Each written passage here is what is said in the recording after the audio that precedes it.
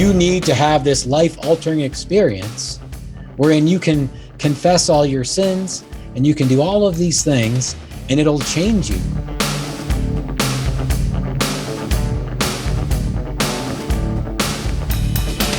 Just like I have to go to school, I have to go to church on Sunday mornings. But, you know, at least there's donuts.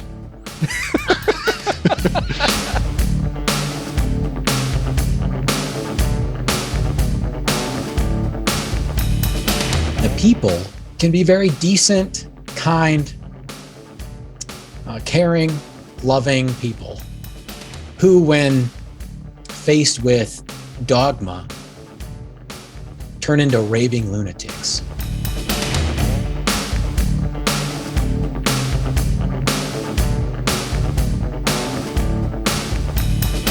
When you told me you were joining, you said you were driving across the country and you just felt as if God had forsaken you. And in hindsight, I look at it and it's like, Jesus, driving across Kansas to make anybody fucking feel forsaken.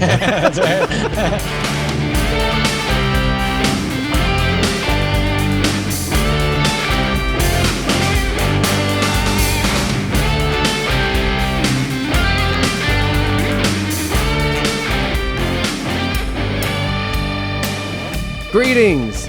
Dave here to welcome you to Long Walk Short Drink episode 89, as in 1989! Down to the funky drummer, that is right, we are talking Do the Right Thing, Steel Magnolias, the fabulous Baker Boys. You can hear the tapes rattle, and there are visual aids for those of you watching this one on YouTube. Also, the good version of Pet Sematary. I only have this DVD compilation, unfortunately, of that one. And When Harry Met Sally, a perfect film. I'll fight anyone who says differently. Tango and Cash, super fun. Lethal Weapon 2, never go through the drive-thru. Always walk up to the counter. How about Roadhouse? My voice cracked on that one. Roadhouse, in which Patrick Swayze's Dalton has somehow perhaps a even more magnificent quasi-mullet of hair than Martin Riggs. And Sam Elliott, not on the box anyway here, could not be cooler and cannot be bothered to wear underwear. How about goddamn Batman?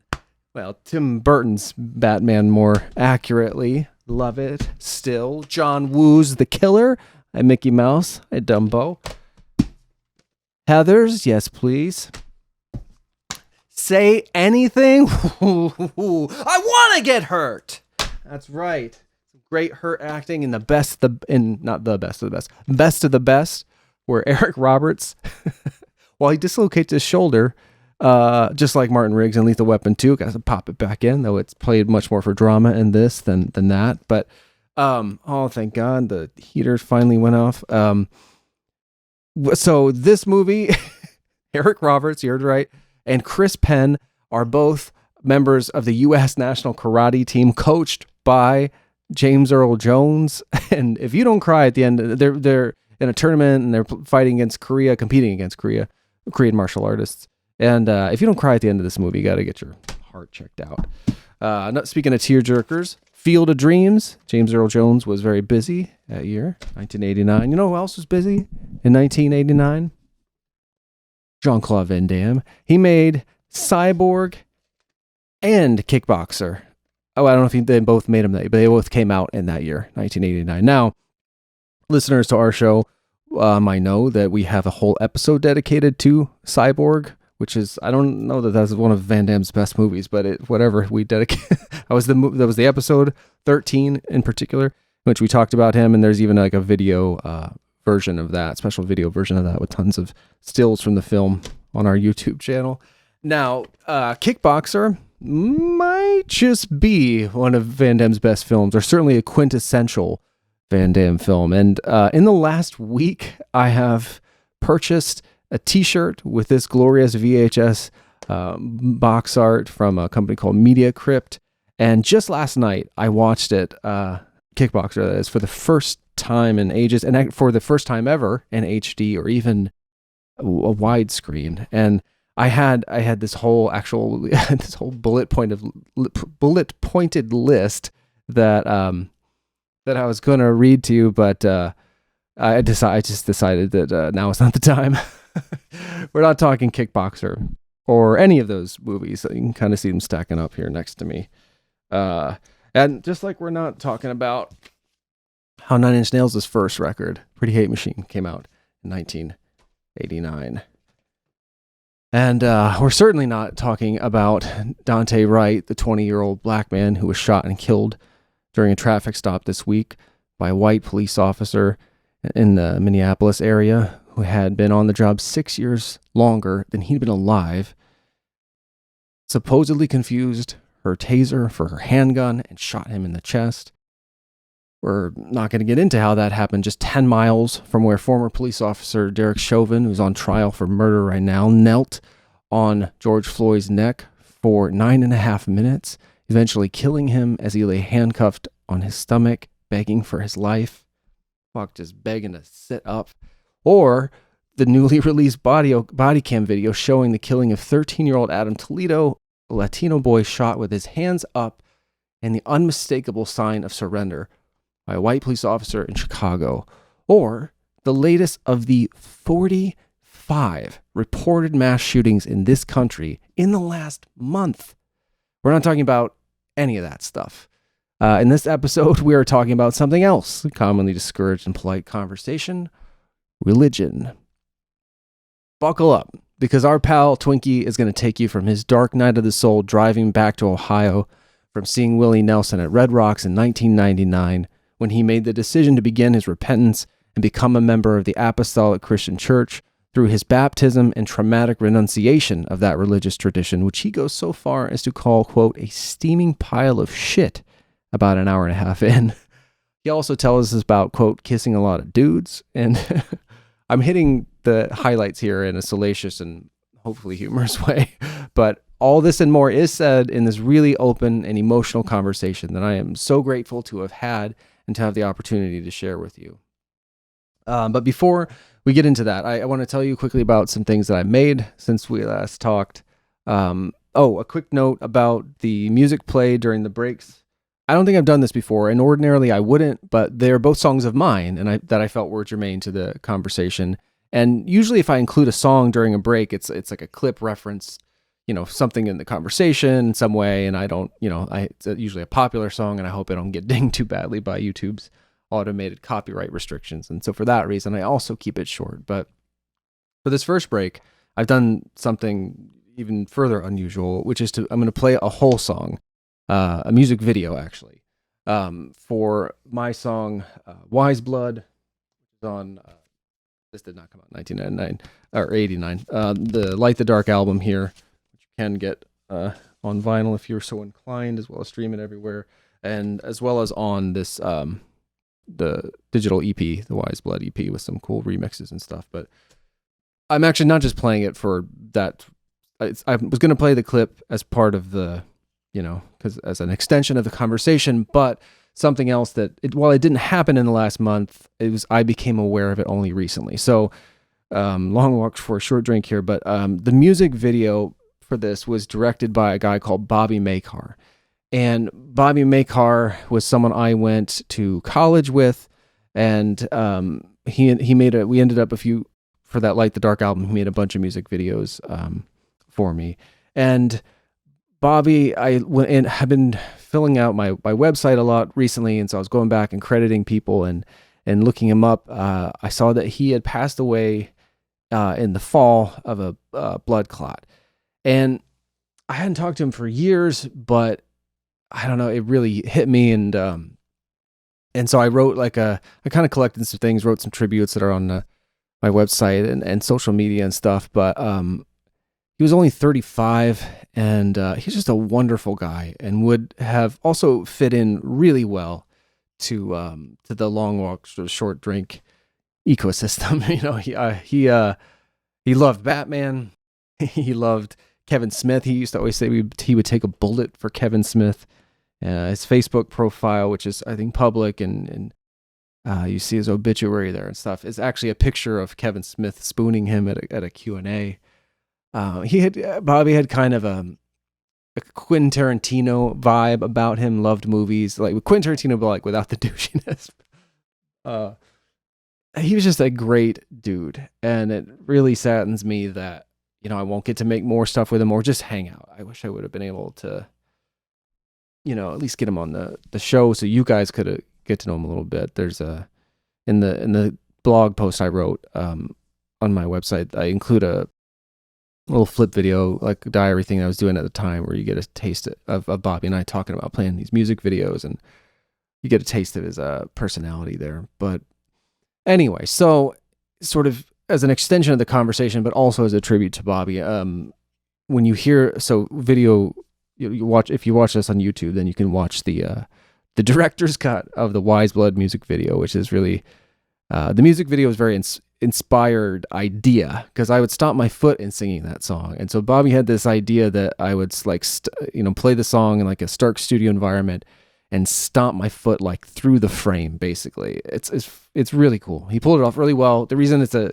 director's cut is because we made the choice not to lip sync and to rather kind of have the sort of frothing, seething quality that song can have at times just on display. And so it's all backlit, and it's kind of gross, the spit, the amount of spit that's going out of my mouth. And so I trimmed that back in the versions that are published online. But his original version, just, it was his idea, and I was cool with it. But anyway, so it's a little gross, but you can take it. And I'm play it here in tribute to him. And so there's that. In the second audio, the second sort of song clip for the second break is another one of my songs. This one from The Furious Light. I forgot to bring down the CD to show you, but I do just play a clip of that. But I mention it here because it is produced by Moto, my brother, who we call Moto on the show here, of course. And he produced a whole album for me by that name. And he also plays all the guitars on it.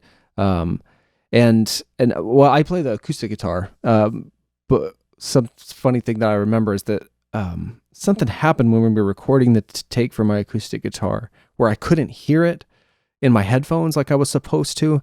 And but I was already having trouble with the timing of it, because I was used to playing it on my own, and I was trying to fit it into the other instruments that were going on. So I was watching Moto closely. Again, video viewers can see this, but so he was kind of miming this sort of guide to like how and when I ought to strum. He was really just kind of into it, kind of his eyes closed, and I didn't want to stop to tell him I couldn't hear well enough, because I was messing up a lot anyway. So I was just like, well, just see how far this goes.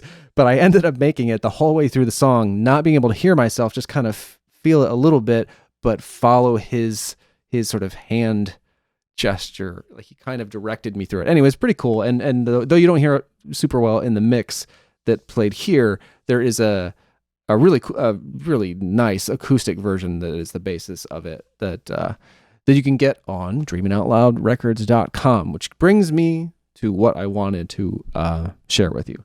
So the other person playing on the Furious Light album that's not my brother or myself, well, we got the cellist Tara Hanisch and a couple small guests, but the drummer for it is our friend Brian Yost.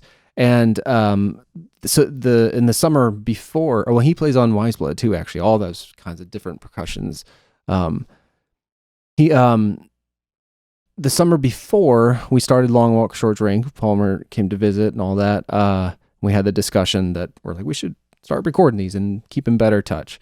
I did a short tour with Moto and Yost for the Furious Light, and we played a handful of shows around the Midwest and East out into New York. But anyway, so I mentioned that because when we were in a van, I think on the way from Akron to Chicago, Yost played this old band's record that he was in. When he and I first started playing together, his main sort of gig was as the drummer for a band called NJ's and the Jeff. And as it turned out, so NJ's being non-Jeffs and Jeff.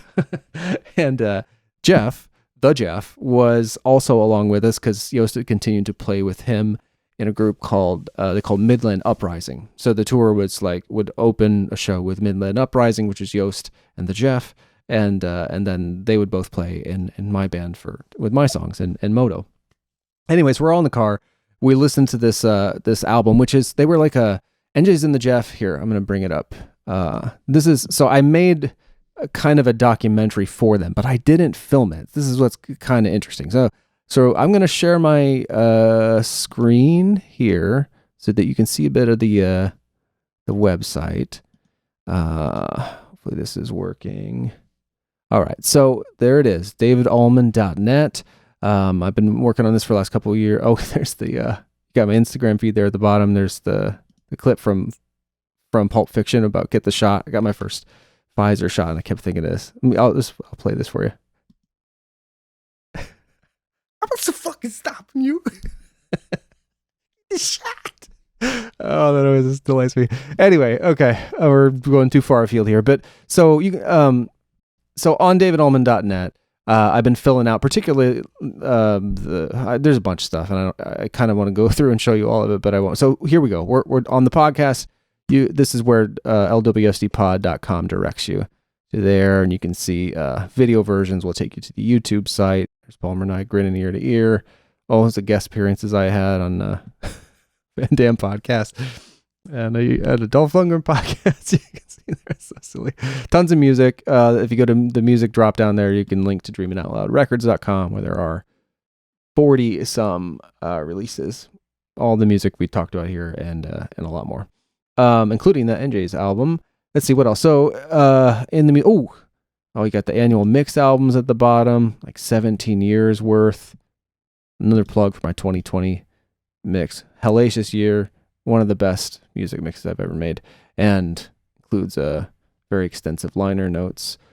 Okay, but what I got on here to show you. So I'm trying to build towards these sort of film documentary projects. Actually, one of them really centering around that Furious Light album, and I'm sure I'll tell you more about that as these things become a reality. But I'm trying to kind of get the part of the whole story I'm telling is this bizarre history I have of completing and now just like outright making autobiographical documentaries, or about me and or my group of friends, kind of centered around our sort of art for art's sake approach, making things regardless of whatever other reward there is than the act of self-expression and creation itself. So we got the music related videos and short films. There are tons on this. I was putting all this together. This is how I found out about Bobby. Oh, down in here you can see the Yield music video. It's on the Long Walk Short Drink channel, but this features Twinkie, who we'll hear from very shortly here, I promise. There he is, actually, in me filming him in the rearview mirror there. Anyway, so in filling out this kind of film tab, there's the Enormity Anthology. We'll click on that real quick. Takes you to this thing I made of all the Moto's first band there. What else? You got, there it is. NJ's in the Jeff, 2008 Spring Tour Diary. Okay. So this is a thing. I was going to just put like a listing here on the web page for this as being something I did.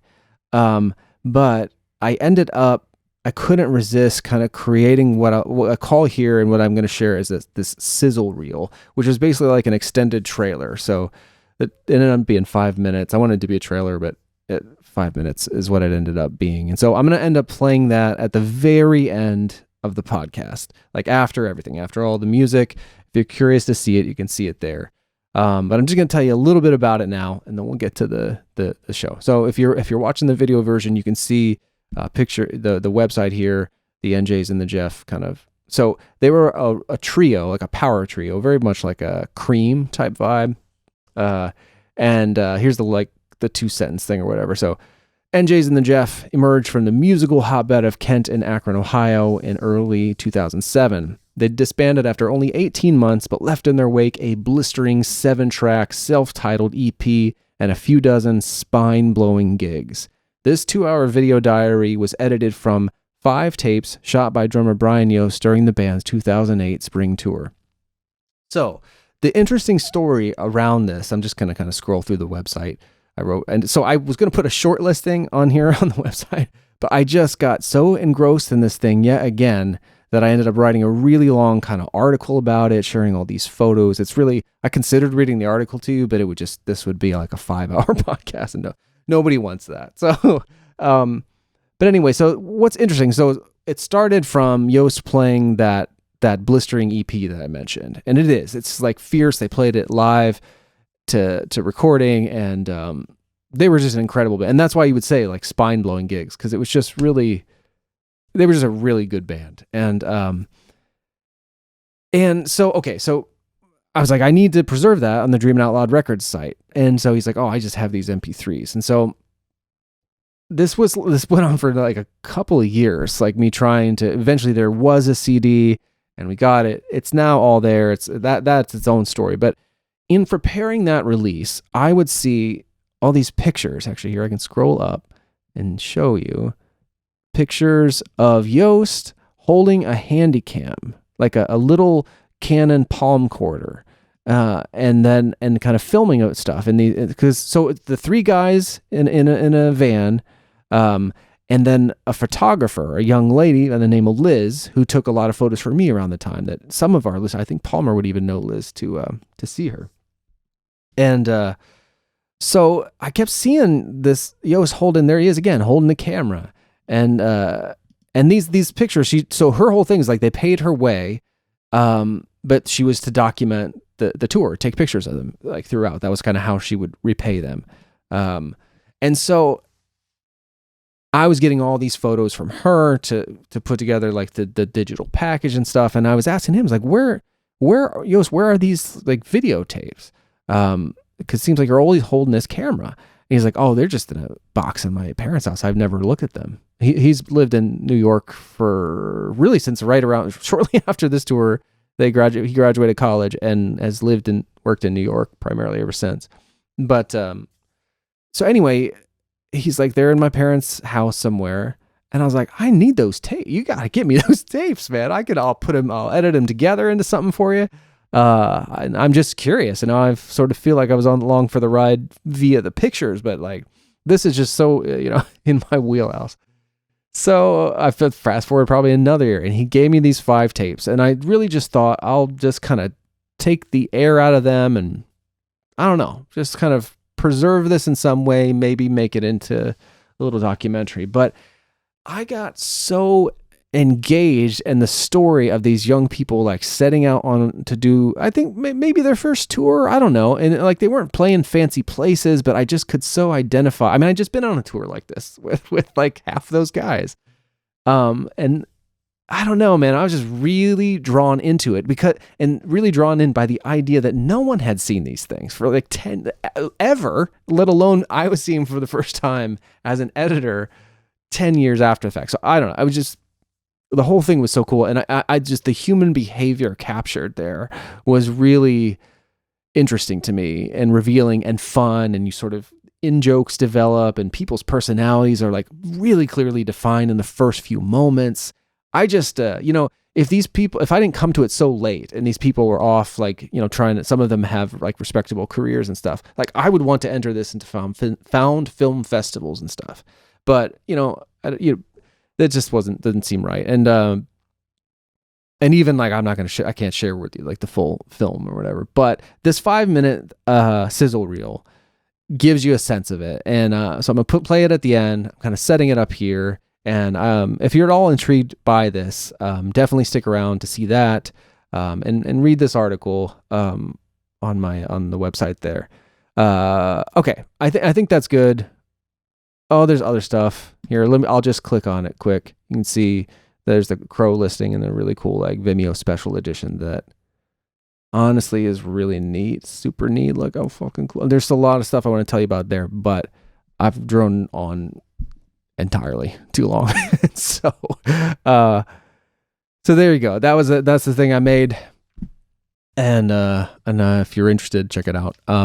So now to get to the conversation at hand, this is something of a follow-up to the bonus interview we posted with Dr. Corey Anderson a few weeks ago. And we talked to Dr. Anderson about his 2018 article, primarily a socio-religious introduction to the apostolic churches in North America, that he published in the Journal of Amish and Plain Anabaptist Studies.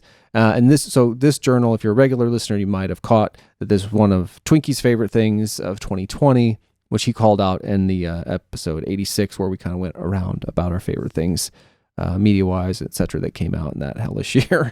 And so these subsequent conversations have kind of stemmed a follow-up from that. In that interview, we interjected a little bit about Twinkie's background growing up in the apostolic tradition, formally joining the church shortly after high school, and ultimately leaving the church a few years later. But we wanted to make sure that we honored kind of Dr. Anderson's time and academic integrity, and just like kind of kept it about like what he had found, and for us to be able then to use that as a kind of a basis of understanding of the basic knowledge of the apostolic tradition. So what he describes is like reading an encyclopedia article. It's a real overview, but then it just kind of led for us. We at one point in time, we were going to talk about it all together, and I'm really glad. I think it was probably Twinkie himself who thought, let's keep these things separate. And so that's why that was that. But what we're going to get into now is much more Twinkie's experience, his story, and how all of this affected us personally. And so while that interview is self-contained and tons of information, this episode is all about Twinkie's story, and one he shares with great sensitivity and vulnerability, and therefore bravery, if you ask me, and of course a healthy amount of humor from him and hopefully the rest of us. We're also joined by Steiner, who grew up in the Apostolic Church alongside Twinkie, but stopped attending as soon as he was old enough to do so. And then Palmer and myself were asking the questions we always wanted to know, but never thought it appropriate to ask about Twinkie's experience in the church. And, our experience of that church is it kind of took our friends away, which is just, how it affected us. But this is all the very much more sort of subjective, personal side of all of that. So that's what you're in for. And I think it's one of the best things, honestly, we've ever done with the show. And I hope you enjoy.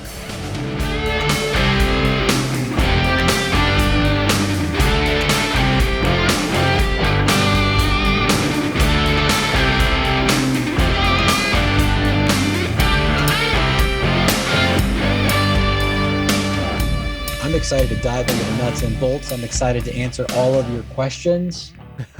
I'm gonna make Steiner answer awkward questions too. We're gonna do it. We're gonna just all out in the line here. Apostolic, number 2. That's episode number 2. We're gonna do it. Yeah. And number 2 probably in more ways than just. It's the apostolic tell-all you never knew you wanted. Man. Yeah. Oh, we absolutely. Want. I don't know where to start. Well, because it's true though, just to go about it. I know Dave, I think, or Palmer, maybe both of you, I don't remember, have just said sometimes you don't really know what is comfortable being asked, which I appreciate, because it can be a little challenging at times to talk about it because you don't necessarily know how deep to go, right? So with my coworkers, right, I'm going to talk to them at a certain depth about it. And it's going to be high level. I'm just going to tell them I kissed a lot of dudes, man. Or this is how my mom and dad got married and it's super weird. And, and they get this level, right? But I know on Long Walk Short Drink, I can go to this level. And then with other people, it's when I go to Ohio and visit Steiner, he has to listen to me at this level. For all you audio listeners, I made it really, really big, just because he's familiar, right? And he knows what I'm talking about, and he's had the same experience. And I by no means expect to get to that level at all in this conversation. Yeah. I kind of stressed this on the when we met prior to the interview, where I really see this as an opportunity for the show to be used for my friends, if they choose to use it to just talk shit out. Like I've done them. Like for, what is this? 89, episode 89. So Yeah, 80, but probably more 80. than that. But it's like session 89 or something, I guess. Yeah. But I mean, like all those times that, like the bulk of those, I have talked through something on them. So just the idea to be able to let somebody else do that was my top priority. But there, I mean, of course, there are definite things though that I have always been curious about. Yeah. So absolutely. For sure. One question I had, maybe to start here. Yeah. Was there anything you really wish you had gotten to in the interview or audibled out of, or anything you wanted to cover that you didn't? Oh man, that's such a great question. The answer to that is, I'm glad we talked about everything we talked about. I maybe would have sped up the front just a little bit with the history of Anabaptism. I really liked him talking about how he went about this, because I think that's really important, because he was able to go about it in a way that I think that got accurate information. Had he gone in and said, I am Mr. Study who studies things and I'm smart and I want to hear about your church, he would have gotten bullet points, and they're not going to let him in. Right. But like he talked about, he is a man with plain dress. And so people are going to make certain assumptions about him and open up to him probably a little more than what they would have some PhD from Harvard who showed up with an army of people recording and videotaping and whatever. Right. So he's able to actually access people, gain their trust. And though it's from as a non-academic, from an academic standpoint, probably not as like correct, I guess, maybe it's accurate in the sense that understanding who apostolics are, from my experience, they're probably going to be more transparent with someone like him. And so I think it's important that we talked about Dave's questions. Dave had a couple of questions there at the beginning that laid such a great foundation and I think helped him open up. And then I wish I would have gotten into some of the harder stuff a little bit before the end, but I didn't quite feel comfortable. One of the things I wanted to talk about was Steiner's question about them. By them, I mean many plain Anabaptist groups having converts who are so young, who are by most accounts children, or at least by societal standards are children. I don't know. They're at least minors. So maybe something that I wish I could have maybe spent a little more time on, kind of the tug of war between historic Anabaptism and kind of this modern evangelical thing. We did spend a good amount of time on that with technology and what Palmer was talking about as far as congregational preaching styles and so on. Things that he brought up that I hadn't really thought about before that I thought were great were the idea of the church greeting. Quick refresher, like if a member were to travel to a different church, be gone for a Sunday and then come back, they would say greetings from wherever. And he kind of chuckled and said, the interesting part of that is now you always get to know where everybody was. That caught my attention as well as a mechanism to keep track of where you were last Sunday. Yeah. Like, it never crossed my mind at the time, but it's absolutely, I could see where that comes from. Mm-hmm. Because you are taught to be like, hey, if Larry is gone for a couple of weeks, check in on Larry. Maybe Larry's having a hard time. Maybe Larry went on a binge and got drunk and, hung out with some prostitutes or something, No, I mean, but they would, like, this idea of community and checking in and making sure everybody's safe could also be, if you turn it and look at it from a different angle, could come off slightly creepy and controlling a little bit. Like, So I it's interesting that Steiner also kind of picked up on that rather quickly, because we are aware of that tradition and how that takes up a large 5, depending on the Sunday, could take up a couple minutes at the end of the service for all these people who are visiting or back from visiting, talking about where they were. And I mean, I think for the most part, it's probably good-natured and well-intended, but I could see where it may not also be such. As most things are there. Like, that there's the overtone, which is warm and friendly and communal like that. And then there's the undertone of not so much, a little bit prying, a little bit controlling, a little bit nosy. Yeah. And Yep. that's everywhere, but it comes through in that specific example for sure. Yeah. What was interesting to me was, I think part of the reason why it came to mind at this time was having read in his introduction paper about the Nazarenes in Eastern Europe and having to keep track of their members with regards to nonviolence, non-resistance, not being drafted by the military, issues with the government, and how they were tight in keeping track of their members and not letting in outsiders. And none of that applies to our experience with the apostolics, but as a historical note, it put me more in the mindset of, there's this group trying to keep their tight-knit community. And then here's this strange outgrowth or, descendant of that kind of thing. I found that to be particularly intriguing. Yeah. Absolutely.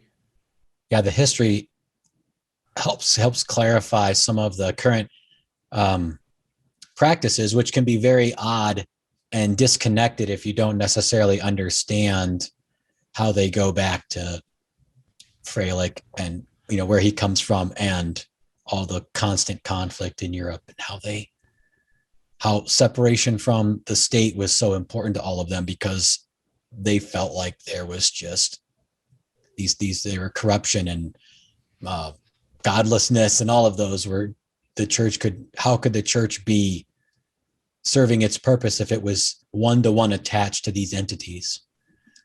Yeah. The one thing that I just questioned, I have someone talking about that, like, circle of people just reaching out and saying, hey, I was listening to this, and I got a text message about that. And what he found really interesting was how his motivation for his research was a lot of the research that did exist about Anabaptist were from people who were members and then left and then really just recounted their experiences, and there had not been anything from inside those circles providing research, which just again, like from that, that sounds awesome on top, but then if you just look at it from another angle,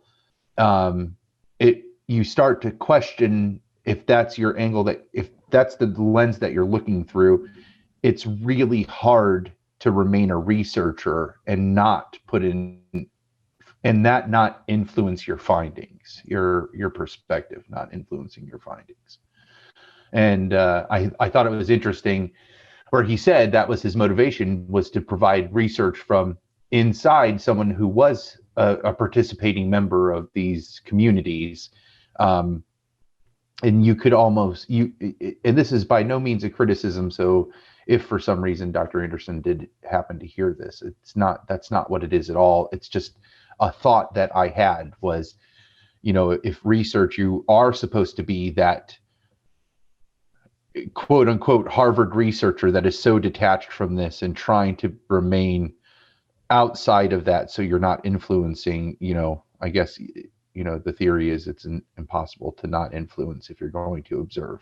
But right, I wonder if that's your motivation. It's a tricky, because it could be perceived then, well, how much did that influence your findings? So in this case, I think Twinkie was right that his background, his nature as a Amish Mennonite, BT Amish Mennonite, being plain Anabaptist, really helped him get the true story and be comfortable and stuff. Yeah, but especially in his opening statements, he was Dr. Anderson's comments kind of struck me, because he said a couple times things like, people need to understand plain Anabaptists, whether they want to or not. People need to not underestimate the impact of religion. And as someone on the other side of the fence, I'm like, it's it's a little strong for my tastes. Yeah. Even though Amish, Mennonites, Anabaptists are growing at a really rapid pace. Is it the 11 total children per right. family that hints at that? Yes. Having 11 children is certainly above the baseline for American reproductive rates. And just how like troublesome the world is right now, I feel like that would drive anybody to your most familiar religion if you were inclined to find peace in how chaotic the rest of the world is right now, right? The overall population for these denominations is still very small. You know, Apostolics he cited as being 25,000 people roughly in the country. And I don't have the Amish Mennonite numbers in front of me anywhere, but you know, it's tens of thousands, maybe a few 100,000, which is not a large group of people. And the trends overall are for especially younger folks, Gen Z, millennials, especially, to increasingly be unaffiliated or outright atheist, humanist, agnostic, which is certainly where my sympathies lie, which is maybe why his comments piqued me.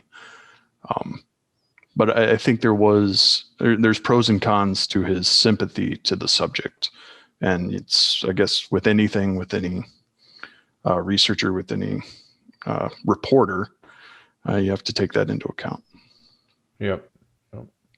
Dave, was there anything that kind of stood out to you, or you know, as you had a chance while you're editing, or as you had a chance to think about it, that you would have talked about more or less, or that kind of prompted anything you wanted to talk about on this episode?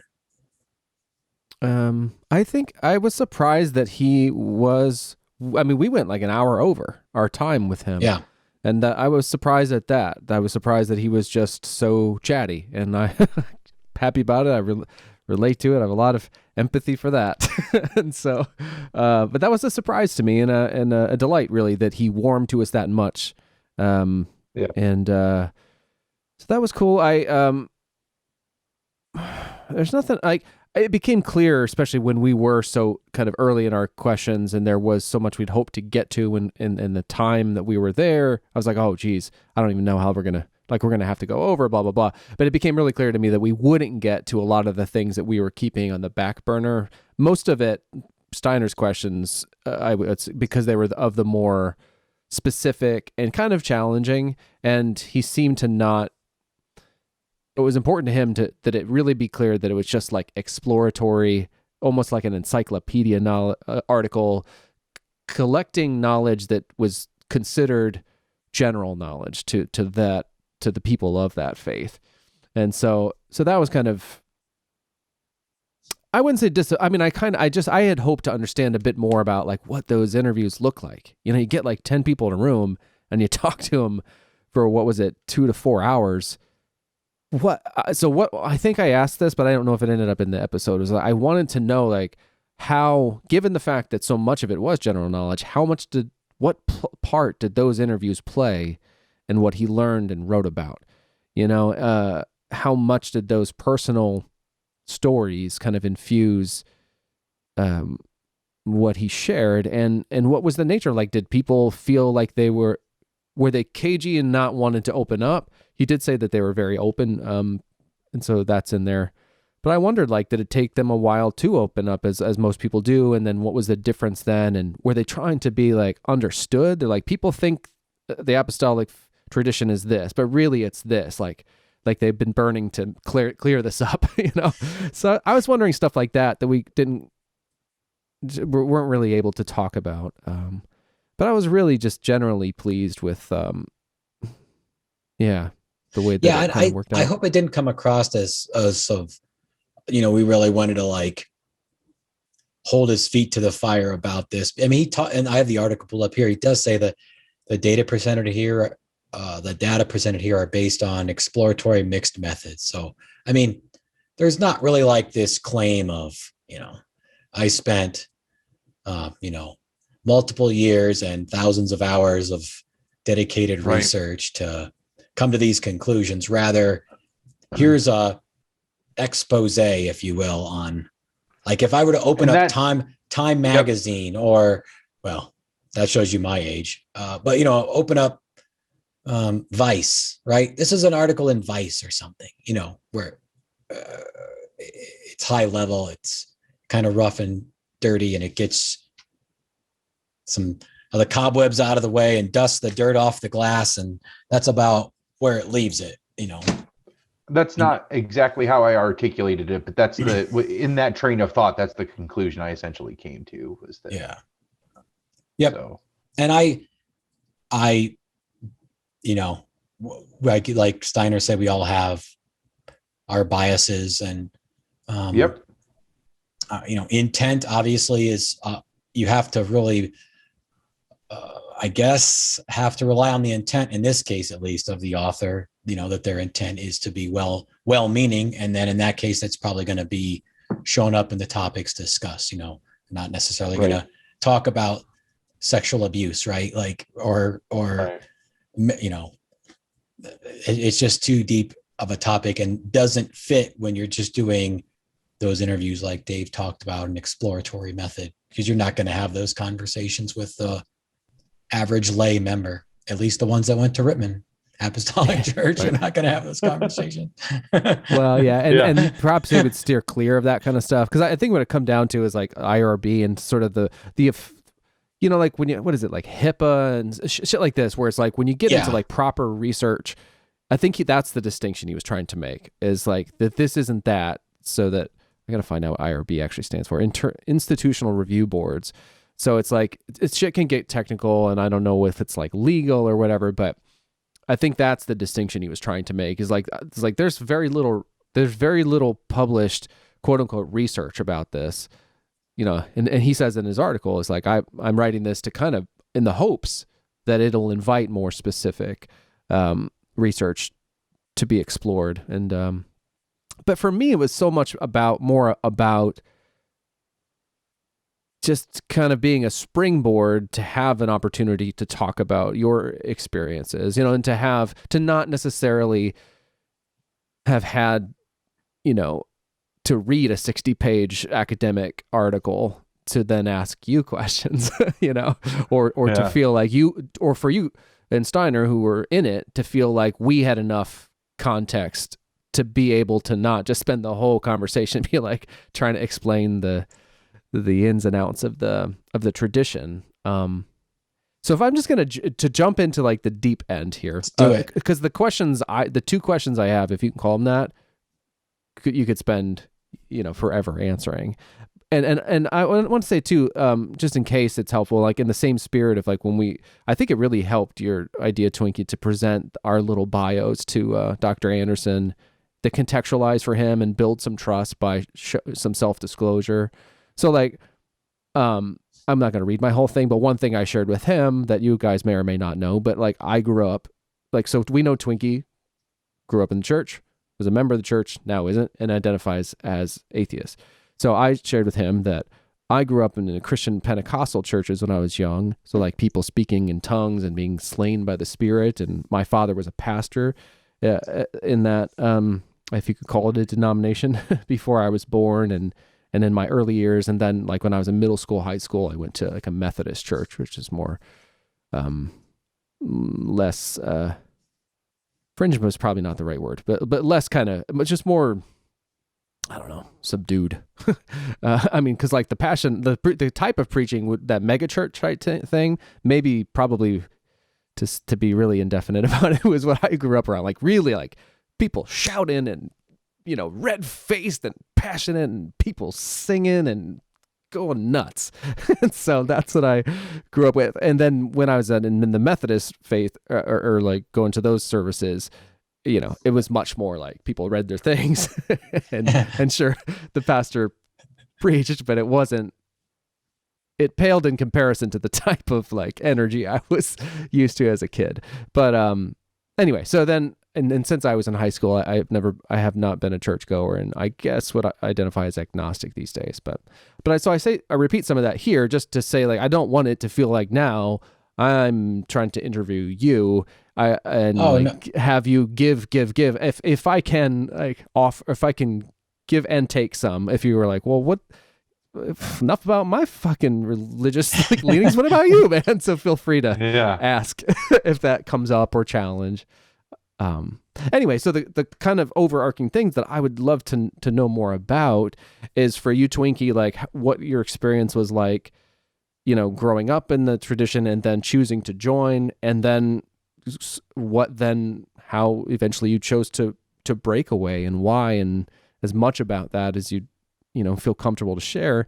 And then for you, Steiner, like kind of similarly, like what it was like growing up, but maybe I don't know what the opposite of that, like why you didn't join, but I'm sure, you've got family still so I don't know.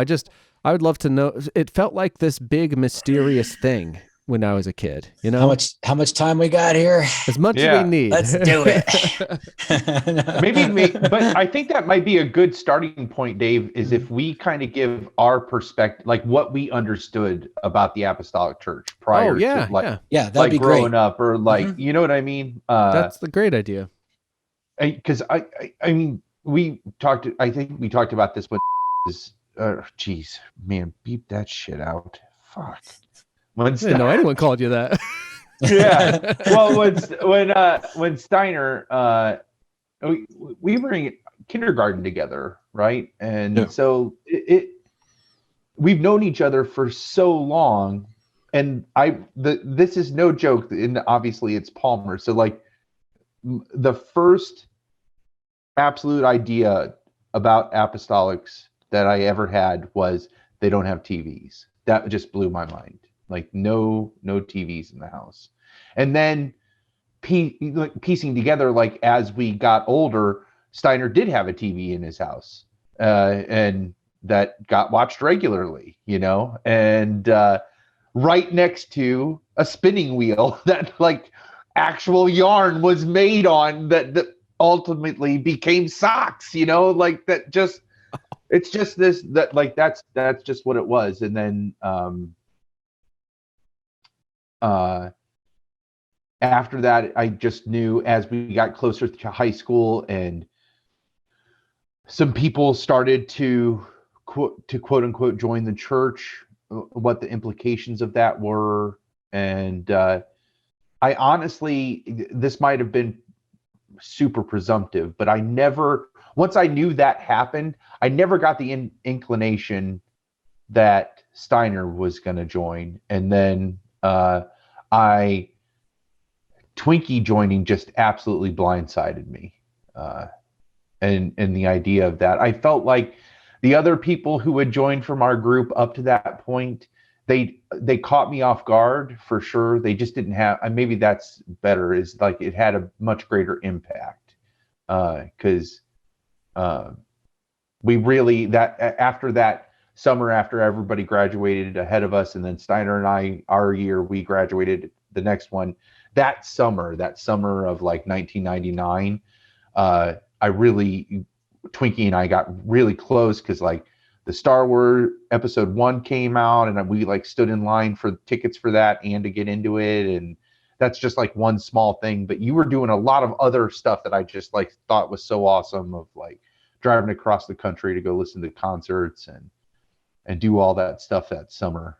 And just absolutely blindsided me. And then flip it the other way, where like 5 years later, you're sitting in my living room out of nowhere, drinking a beer, just like, blowing my mind. So that really, I knew there was this commitment. And one of the things in Dr. Anderson's article that just really struck me about that I did not understand about the Anabaptists, but I did understand because I went to your baptism, Twinkie, and I went to a couple of our other friends' baptisms when they joined the church.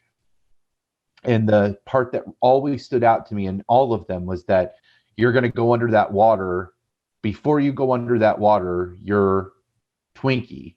And then when you come up from that water, you are not Twinkie anymore. And that version of you is dead, and it's gone forever. and you're a new person coming out of that water. And that never sat well with me whatsoever. Because it's like that person that they're claiming is dead got them to that point. How can you just kill them off, like that? And was really troublesome. But then when you read Dr. Anderson's article, it's like that's like a foundation of that step of quote unquote joining the church, is that you let that person drown, basically, and come out a different one. So yeah, that's the I mean, those are like the big takeaways that I had and understandings of the Apostolic Church. Everybody, the women wore skirts and head covers, and the men kissed on the mouth when they greeted each other. Like, these are all things that like, I forgot about that. Out. It just like, it stands out to you when you're not, when you don't grow up around that. You know what I mean? For sure. And you're like a 16, 17-year-old kid. Yeah, So, right. Yeah. Everything's hypersexualized anyway, because you're of where you are in life. Yeah, for sure.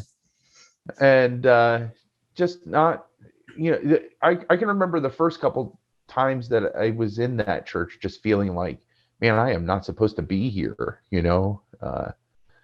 so that's pretty much my perspective that I had going into it. I just knew that I had some really good friends that were a part of that church, and there were these few unique things to it. But like, I mean, shit, I would go down to Steiner's house, we'd burp and fart and do just about anything else that we would do at my house down there, and I can remember playing Doom and stuff online. Like, Twinkie, you had a computer, so like we did all of those, all that gaming through there. That's, I mean, you guys turned me on to a lot of games that I probably wouldn't have played outside of first person shooters, and all that was happening during that time too. So it just didn't hit me as impactful until, like, I think you joined the church. That's when I was like, holy shit, like, this actually happens. Because a lot of the people who were associated with the church that I hung around with, I just never, it never, Sammy, like, he's another good one, like a good example where I never thought, oh, he's going to join, so he's going to have to go and drown himself and come back out as a different person. He never had to do, I knew he wasn't going to do that. And probably it was just like youth, though, of being, again, presumptive, that's partly why it blindsided me so hard when you joined, that I just did not see it coming. Which I guess you're not supposed to either, right? Like, you were kind of taken off guard, right, when you decided to join. So yeah, for sure. Well, there was a story going around the church back around that time, where a carload of kids went up to Cedar Point, had a good old day at the park, and then coming home, there was a storm as they're driving back home, and it got really bad, and a lightning bolt comes down and illuminates this billboard on the side of the road that says repent or something like that. And when they get back, the whole carload decides they wanted to join. Yeah. And, it really can just strike literally out of the blue like that. And that was just part of the system. What year was that? What roundabout for, like, in your lives?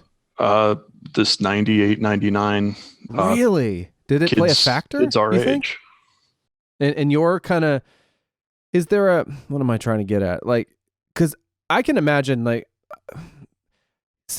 this, I'm trying to think how to say this, like, non-judgmentally. I guess that's not, I'll just say it, and maybe it sounds shitty. But the sense that I got. That's what this episode is for. Yeah, to be shitty. Yeah. Number 2, right? And I guess I'll build up with as quickly as I can, because I think most of my sort of existence or understanding with and around the apostolic tradition I mentioned in the Dr. Anderson interview.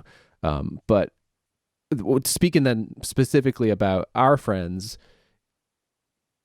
I guess I didn't know it was a thing, really, to be honest, that I knew that there were people that were apostolic in our community, tons of them, and you could tell by their dress. And I didn't know that there was some distinction about joining, at least not that I can recall, that your life would be so different. And growing up in the Christian traditions that I did, like the baptism was not foreign to me, and having grown up in that kind of Pentecostal thing, and then going to the Methodist, there was a difference. Like I think in the Methodist, I don't know if they just like do a little bit on your head or something like that. I can't remember, but like in the Pentecostal, it's like you see in the old Jesus movies, biopics, they go under the, sometimes in a lake and all that stuff. But I don't remember the idea that like your old self was dying. It was much more about a rebirth was the framing that I recall. So it didn't have that kind of negative connotation, and people didn't seem to change that much. Also, I was super young, so the hell did I know? But it seemed like a positive change, if anything, was the sense that I had of it. And that's not to say that joining the apostolic tradition is a negative change in whoever's life, but it was a negative impact on me when my friends started to do it. Yeah. Yes.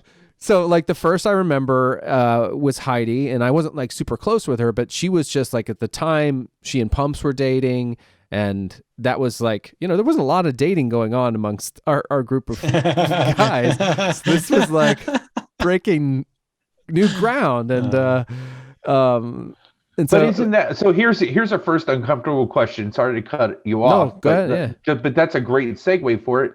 But that's kind of an expectation that you have. You sow those wild oats, right? That I noticed that was of the people that joined, and that I noticed, and even outside of our circle, I thought there was a period where all of them kind of tried to sow those wild oats a little bit before they joined the church in some fashion, or were a little more risque, or a little more might have a lay person as a partner for a little while, and then that would transition to them. Then they would make the jump to the. I don't know how accurate that is, but I felt like there was a pattern there where there was a little bit of that. Yeah, I noticed that too, and that is kind of what I was starting to talk about. Was like it seemed as though, so she was the first to join, and that was like what made me understand that was a thing, and that there would be a change in the dress. In the was that maybe like 90? I would have been 98 or 99, late 98, yeah, something like that. Yeah. And then, which, by the way, is a really long time ago, but 98, 99 now. But then Bauman would have been the next one, and he and I were quite close, and it's so stupid. And so you do well, I'm going to say my response is stupid, what I'm saying. So, they do the thing where you apologize, you go and make amends and all these things. And his thing was much more, I think he apologized to my then girlfriend. Oh God, my ex-wife. That's so weird to think and say. That maybe he made a pass at her at some point. And his only thing to me was more general, like kind of if I ever did anything. And I don't think he had. But I feel like maybe he even asked me.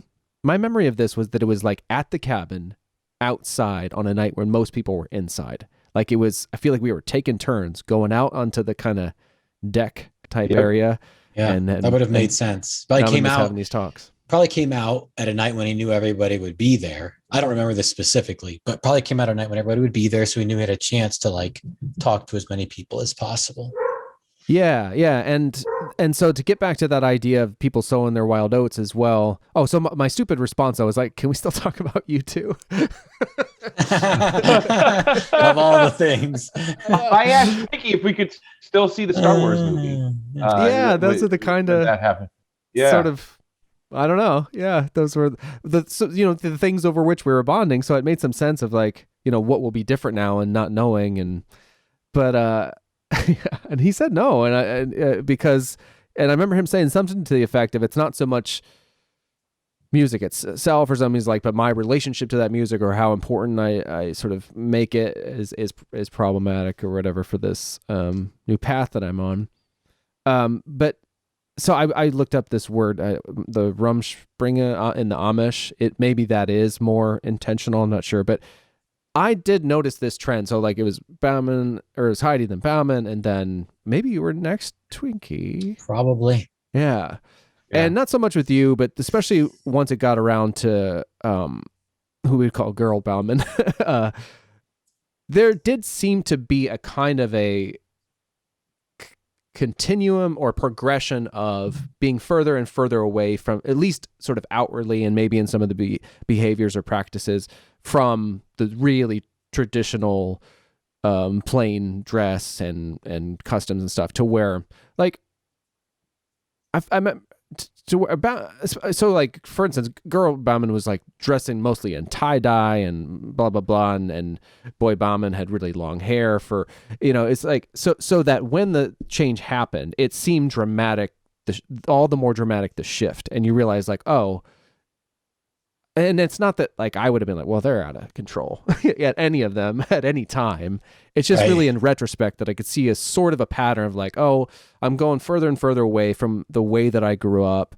And then the thing that seemed like happened, like I think Bauman's about to go visit Pumps in basic training. My memory is probably wrong about you, Twinkie, but maybe that you took a cross-country road trip and came back. Yep, that's correct. It felt like this sort of outside looking in judgmental thing of like, this sucks, taking our friends away, the church. Oh man, this sounds terrible. It felt like there was a mounting fear that just overwhelmed everything, as opposed to it seeming like an inspiration. It seemed like, oh fuck, I better stop everything I'm doing and correct course, Yeah, I could try to remember to address some of the things. The first one, I don't know that it's specifically like taught kind of maybe like in some of the old order Amish, where you have this season in your life where you go out and do whatever you want to do. I would say it's not really encouraged. In fact, it leans a little more into what Steiner mentioned about encouraging younger and younger children to join the church. So almost the opposite is taught. I think what you are seeing, and this is not a 20-year-old Twinkie talking, this is 41-year-old Twinkie looking at it in retrospect, is when you don't equip people with tools to parse the world around them in logical and meaningful ways and react, but you only equip them to react in a way that points them back towards the way they grew, they're going to what looks like to them or everybody else experiment with things without really understanding what any of that is. And so there is going to be there's not going to be the conversation, for example, hey, you are now old enough to have sex. Let's talk about what that is. Let's buy you some condoms. Let's talk about alcoholism and why you shouldn't drink and drive. None of those and not a criticism of my parents. They're a product of this. They bear responsibility to some degree. Sorry, mom and dad. But when you don't equip people, they're going to make poor decisions. And then when they make a series of poor decisions, what are they going to do, right? They're going to turn back because it's the only thing they have. It's the only refuge. Palmer hinted at it a little bit. In times of crisis, you're going to go to the comfort, right? You're going to turn to the thing that makes you feel safe. And so in my instance, feeling scared and lonely, and obviously, I hadn't murdered anybody or anything, but you feel guilty about the way you've treated people, or especially someone now recognizing, dealing with anxiety and depression. You wrestle with a lot of those things, and no one's ever telling you like, hey, go see a psychologist. Have you considered talk therapy? Yep. Here are some ways at which you can help yourself.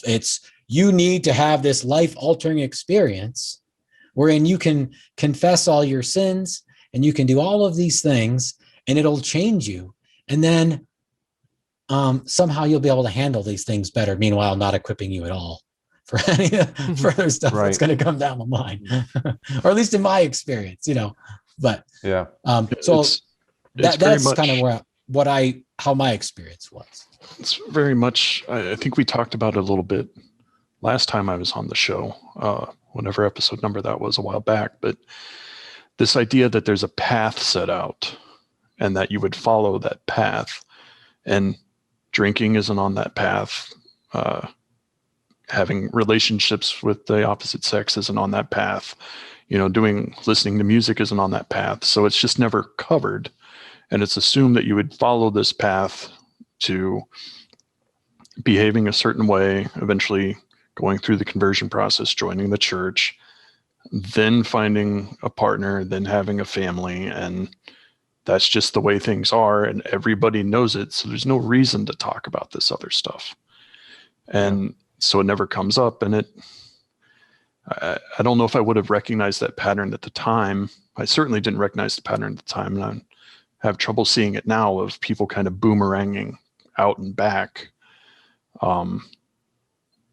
Probably because that wasn't part of how things were expected. And there is no notion of Rumspringa, like the Amish have. It's not codified in any way or expected in any way.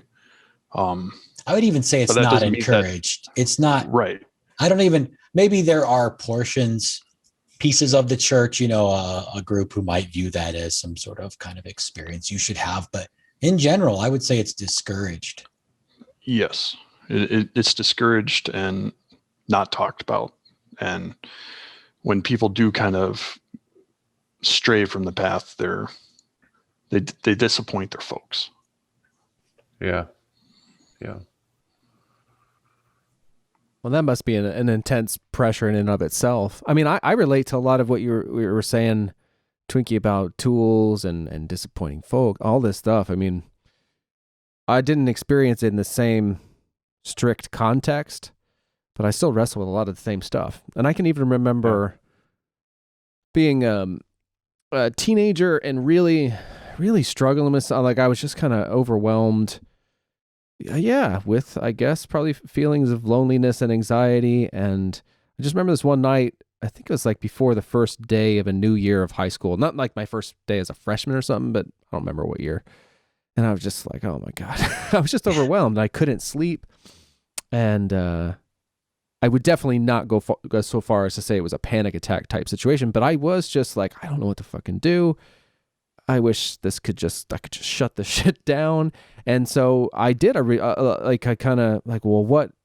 in that state, what felt like the thing I could run back to was, so I went to my parents who I knew were in the other room, and I asked them to lay hands on me and pray with me. I couldn't tell you there was another time in my life where I did that, but I was like, that was something that in the context in which I grew up meant some sort of healing would happen. And I was desperate. And one of the things I remember was like my dad wanting to know like more specifically what was bothering me. It's like, he's like, you don't tell me, I don't know what to pray for. But also trying to this little diagnosis there. Anyway, but I remember that in particular, and in terms of the religious context, but that whole thing about tools, I think, the things that those type of, so for me, it wasn't like I never got the sex talk or whatever, but it was more, I think the thing that was lacking for me in that part of my life that I'm still really trying to sort out in my adult life actively is like, I was just not given, and it wasn't like on purpose. It just didn't so happen to work out that I were given tools to deal with conflict of any kind. So something simple like that with the conflict, I mean, is having really profound, because I'm really trying to work it out. Because the other option is just to never make a concerted effort to be able to handle that and to live in a different space. And I don't know if I want to get too much more specific than that, but it is important to me to like be able to sort that shit out and to not live my life handicapped in that way, or then and have that show up in my relationship. But that shift it's taken me a few years. I'm probably going to take me a few more. And so when I hear about some of this stuff where it's like these things coming about at such a young age, I never considered this idea of like you weren't given any other means of tools or idea that things could go any other way. I mean, than to follow the path. Without putting like too fine a point on it, in essence, at least from my experiences, it's kind of the easy way out now looking back on it, where it's like, well, I didn't know what to do. And so I'm feeling really shitty about myself. Well, this is the thing I can do to make me feel less shitty about myself. And bonus, like I go to heaven. Oh yeah. Could part of it be that maybe if they taught tools, it might keep you away longer, right? Like, 100%. If that's your only option, if that's your only option to feel better, why not just do that one, right? When you actively discourage post-secondary education, or at least factions. Yeah. Factions of the church adamantly oppose post-secondary education. I don't know what other conclusion to come to, because even now, like, it's easy. I have to challenge myself not to take the quote unquote easy way out.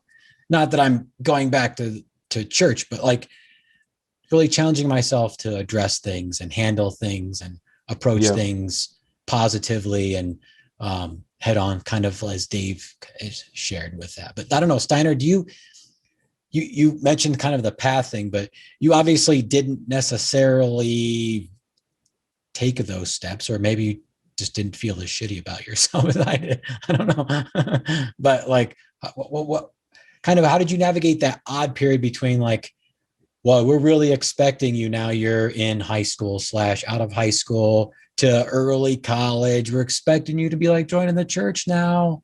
And then once you're through that initial, like, I don't know, 5-6 year window, then you're kind of like old news. And they move on to the next group of people who should be repenting now because they're in the prime window for it. Yeah. So I think there's several things that play into that, that come to mind. One was I had decided relatively early, or came to the realization relatively early, that all that's bullshit and I don't care about it. I remember distinctly sitting in Sunday school class, probably around 6th grade, thinking, wow, this Bible story they're sharing sounds a lot like that Bulfinch's mythology book I just read about Greek and Norse mythology. And wow, I don't have to care about this anymore. So that certainly played a part, where from middle school, I was like, yeah, no, that doesn't matter. I don't care. But the part about the life pathing certainly still played into it. I guess another factor was that, relatively speaking, my family was not strict or as involved, or even, I'm not sure what the right word would be, but weren't as in as Twinkie's family, and certainly for other families. So for context, my mother was not from the church. My father was from the church, but not a member of the church. And that similar dynamic happened at his father, where my grandfather was not a member until very late in life, until after he was 80. And my grandmother was from outside the church, but was a member. My mother was from outside the church, but became a member and has since left. Anyways. Did they marry prior to her joining the church? Yes. Yeah. That's what I thought. So that's why we had TV. That's why we did things differently. That's why a lot of things happened, was that our connection or involvement, or whatever the term is, was not as strong or as resilient as it might be in other situations. And certainly the familial and social pressure was less for church-based things. I think that part is clear. However we got to that position, the pressure on me was certainly less than others felt, for sure. Another piece is that I was certainly on the college track from the beginning. There's no question about that. So that piece of the path was already in place. and then somehow I jumped from, if we describe the path as high school, conversion, marriage, family, I jumped from high school, marriage, college, and kind of went down a similar path where it's like, no, you still have to get married right away. I just kind of left out the church part.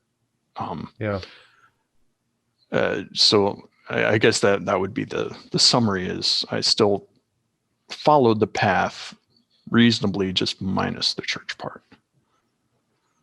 When you made that connection though, and you're like, I don't need to care about this anymore, did it feel like you were somehow then sort of freed from a path that you didn't want to take, or you were just like, and I don't know, or, Still like subjecting yourself to this hellish.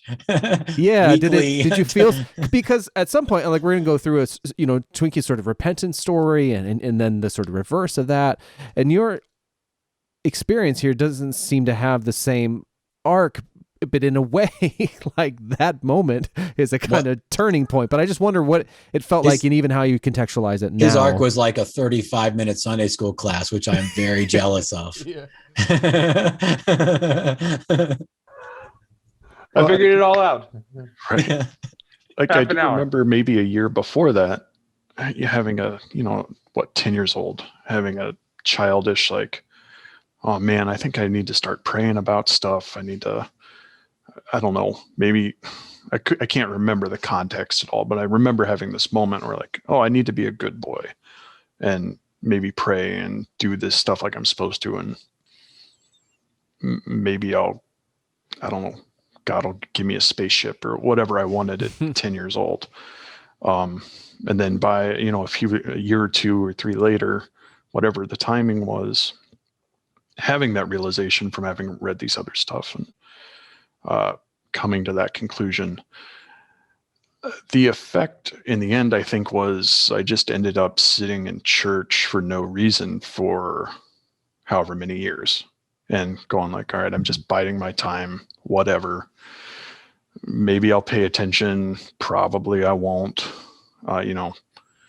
Just I have to be here because I'm just like I have to go to school. I have to go to church on Sunday mornings. But at least there's donuts.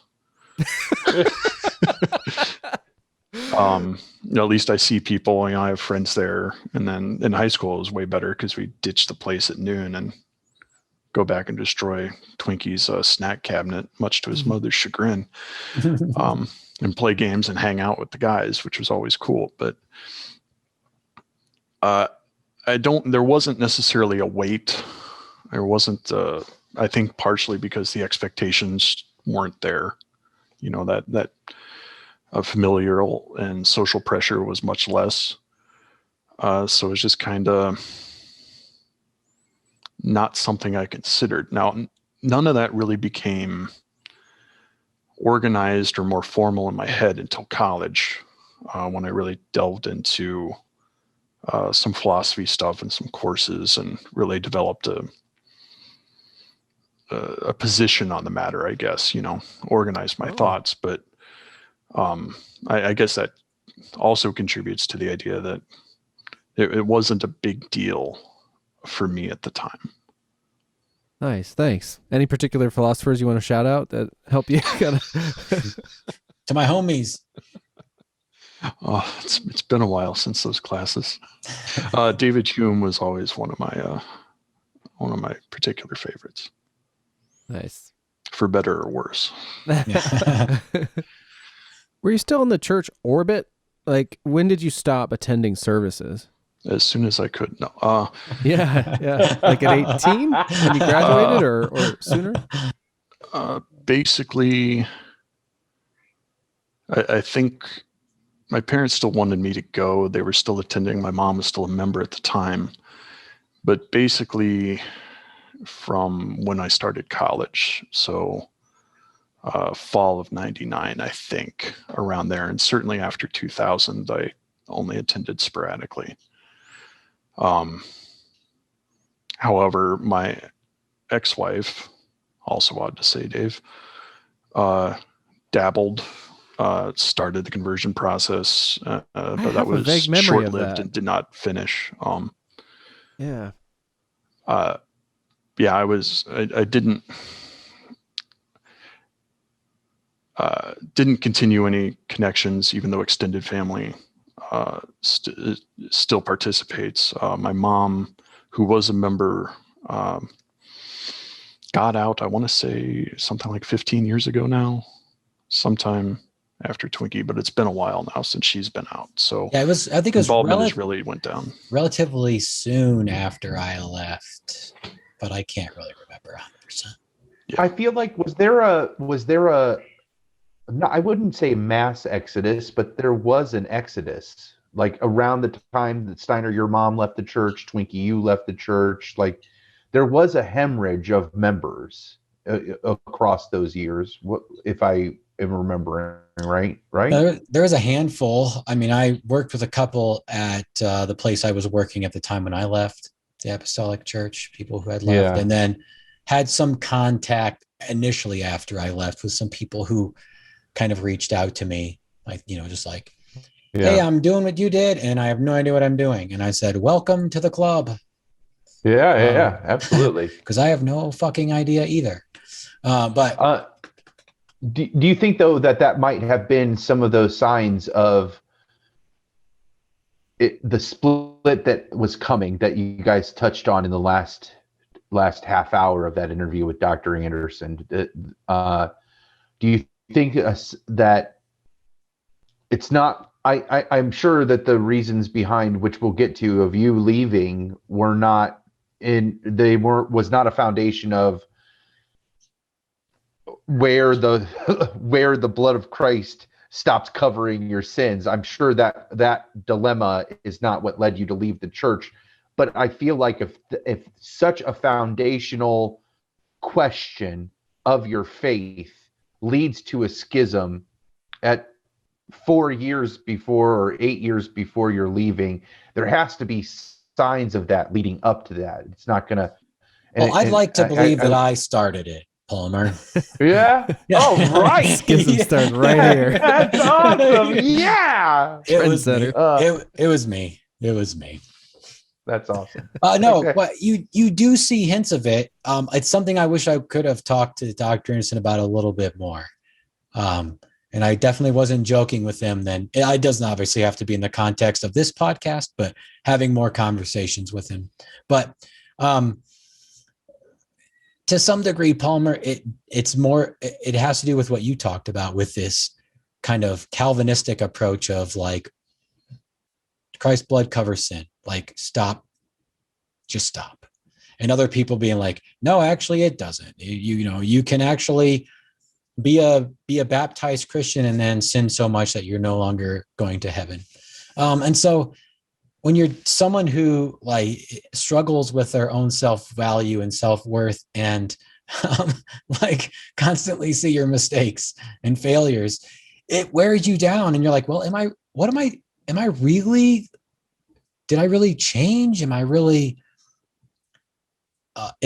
saved? Like, what? Some people are telling me like, no, but if you keep lying and cheating, and even though it's probably not purposeful, or you treat people poorly, or you don't love the Lord your God with all your heart, soul, strength, and might, and your neighbor as yourself, if you don't practice those things and you aren't that person, there's a chance you're no longer, covered by the blood of Christ. And so those are like cracks, right? You said, and they like lead into this. And then you're like, well, I'm not perfect. I'm not good. What am I doing at a place where everybody around here seems to be perfect?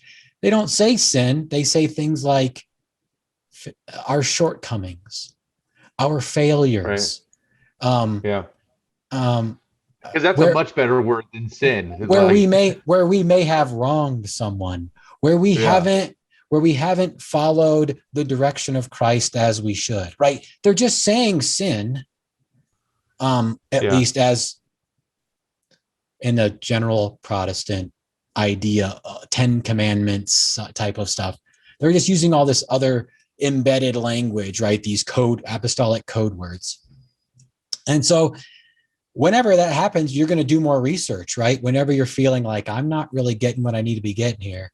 And then you're like, oh, but this makes a little more sense over here. You do a little more research, and I started my repentance, and I acknowledge the positivity in the interview about this idea of what Dave talked about, in the sense that you make restitution or apologizing to people or having these conversations.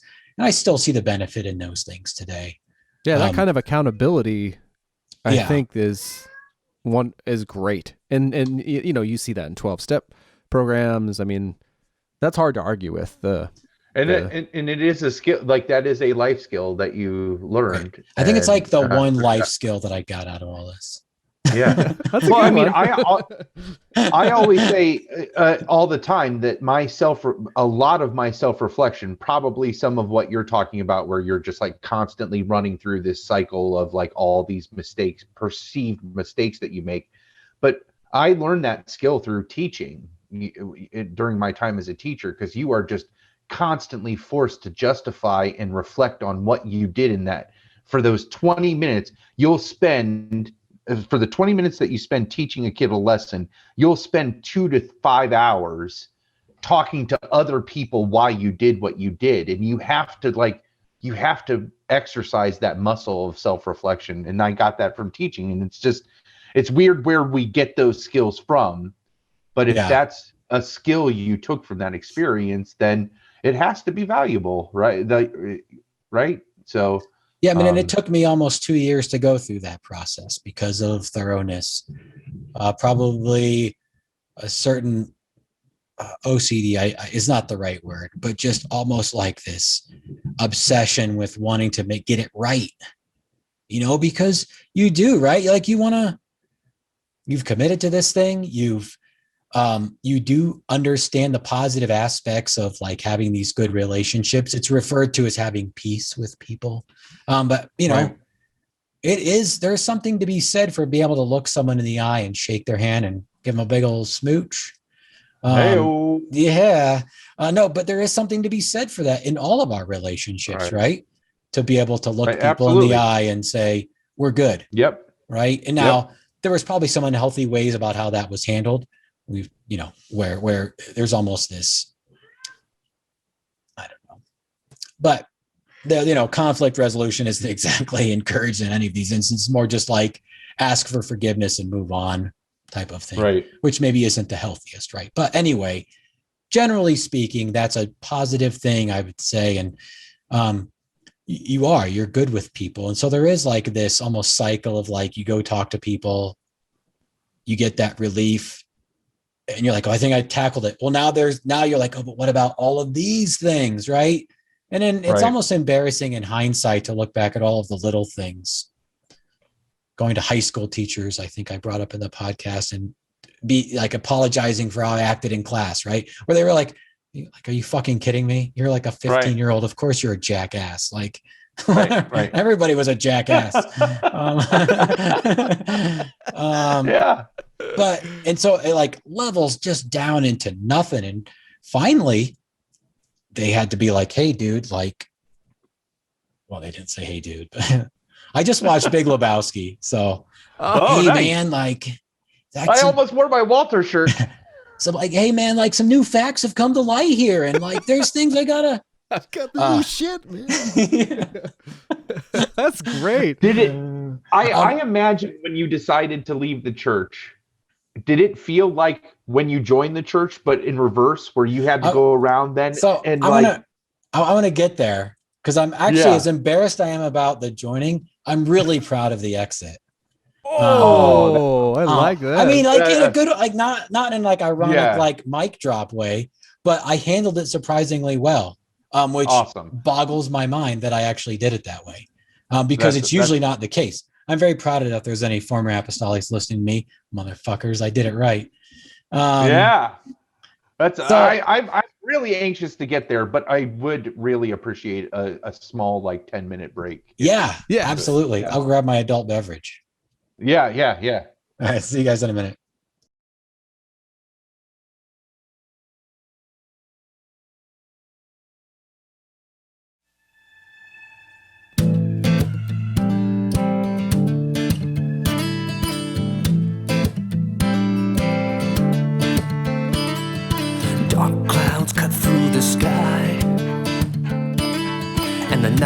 hearts to bleeding today. You're off down a one-way road, and all the signs say Jesus saves. Where you come from is gone, you can't go back. The train is taking off, it's tearing up the track. You tried to move on, but it held you back. It cannot be denied. It's the blood that's wise.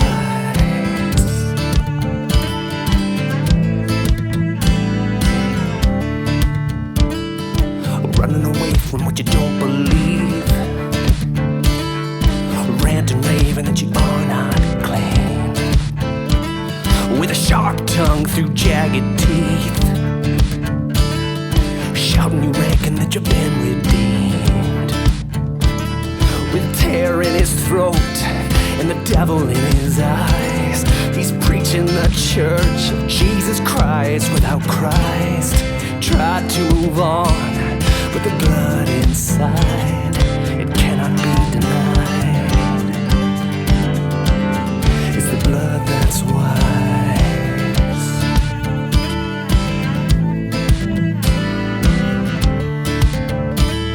A martyr lying for the truth, a soldier dying in a preacher's suit, his barbed wire heart breaking before your eyes. He's paying the price for having blood that's wise.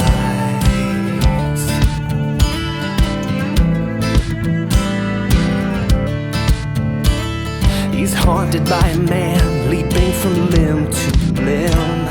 In the force of his mind, he can no longer pretend. There's no end in sight, no bottom to his eyes. He's walking on rocks toward a pinprick of light, bleeding blood that's wise.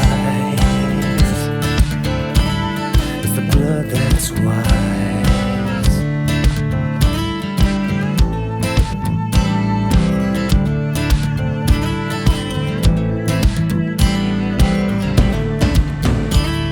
It's the blood that's wise. Open up your eyes. It's the blood that's wise. Open up your eyes. It's the blood that's wise. Open up your eyes. It's the blood that's wise. Open up your eyes. It's the blood that's wise. Open up your eyes. It's the blood that's wise. Open up your eyes.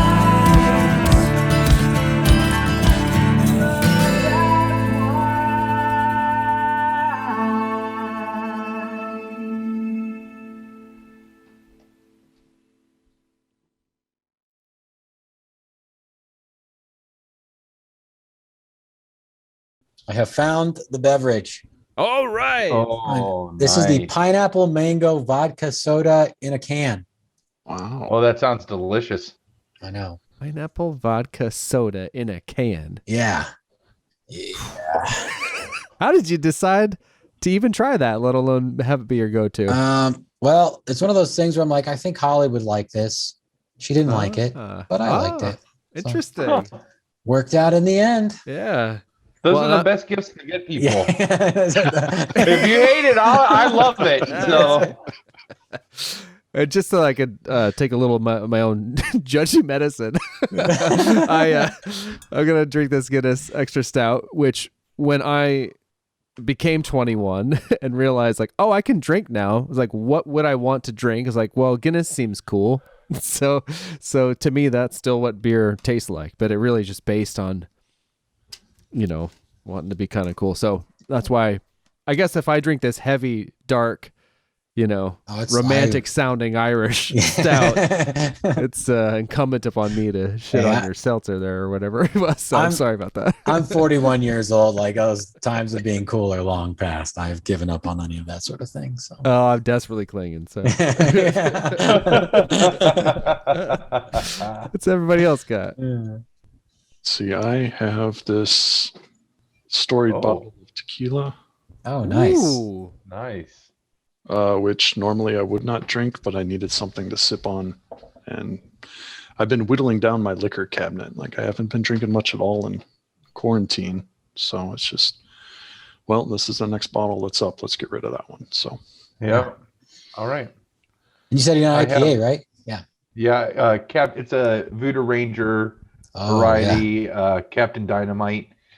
They did a, I think it was called Star Killer or something like that. The one they did last summer, it was just awesome. And the can was very similar to this. So I was hoping it was along the same lines, but it's not. It's actually a lot more subtle of an IPA than they usually are. So, but it's still like 7.7.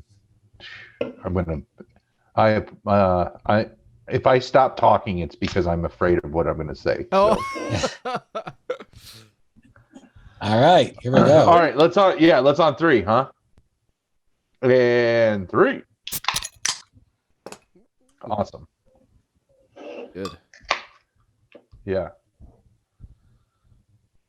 I like this idea of starting in the middle. That way, everything at the beginning isn't all loopy. Yeah. Yeah. Or the middle isn't. I don't know. Yeah. It's a nice change. The only thing is I don't have an out for the outrageous things I just said. So yeah. I don't think you said anything outrageous at all. All right. There's more to come. Cheers to Long Walkers. Cheers. Cheers, gentlemen. Cheers. Yeah.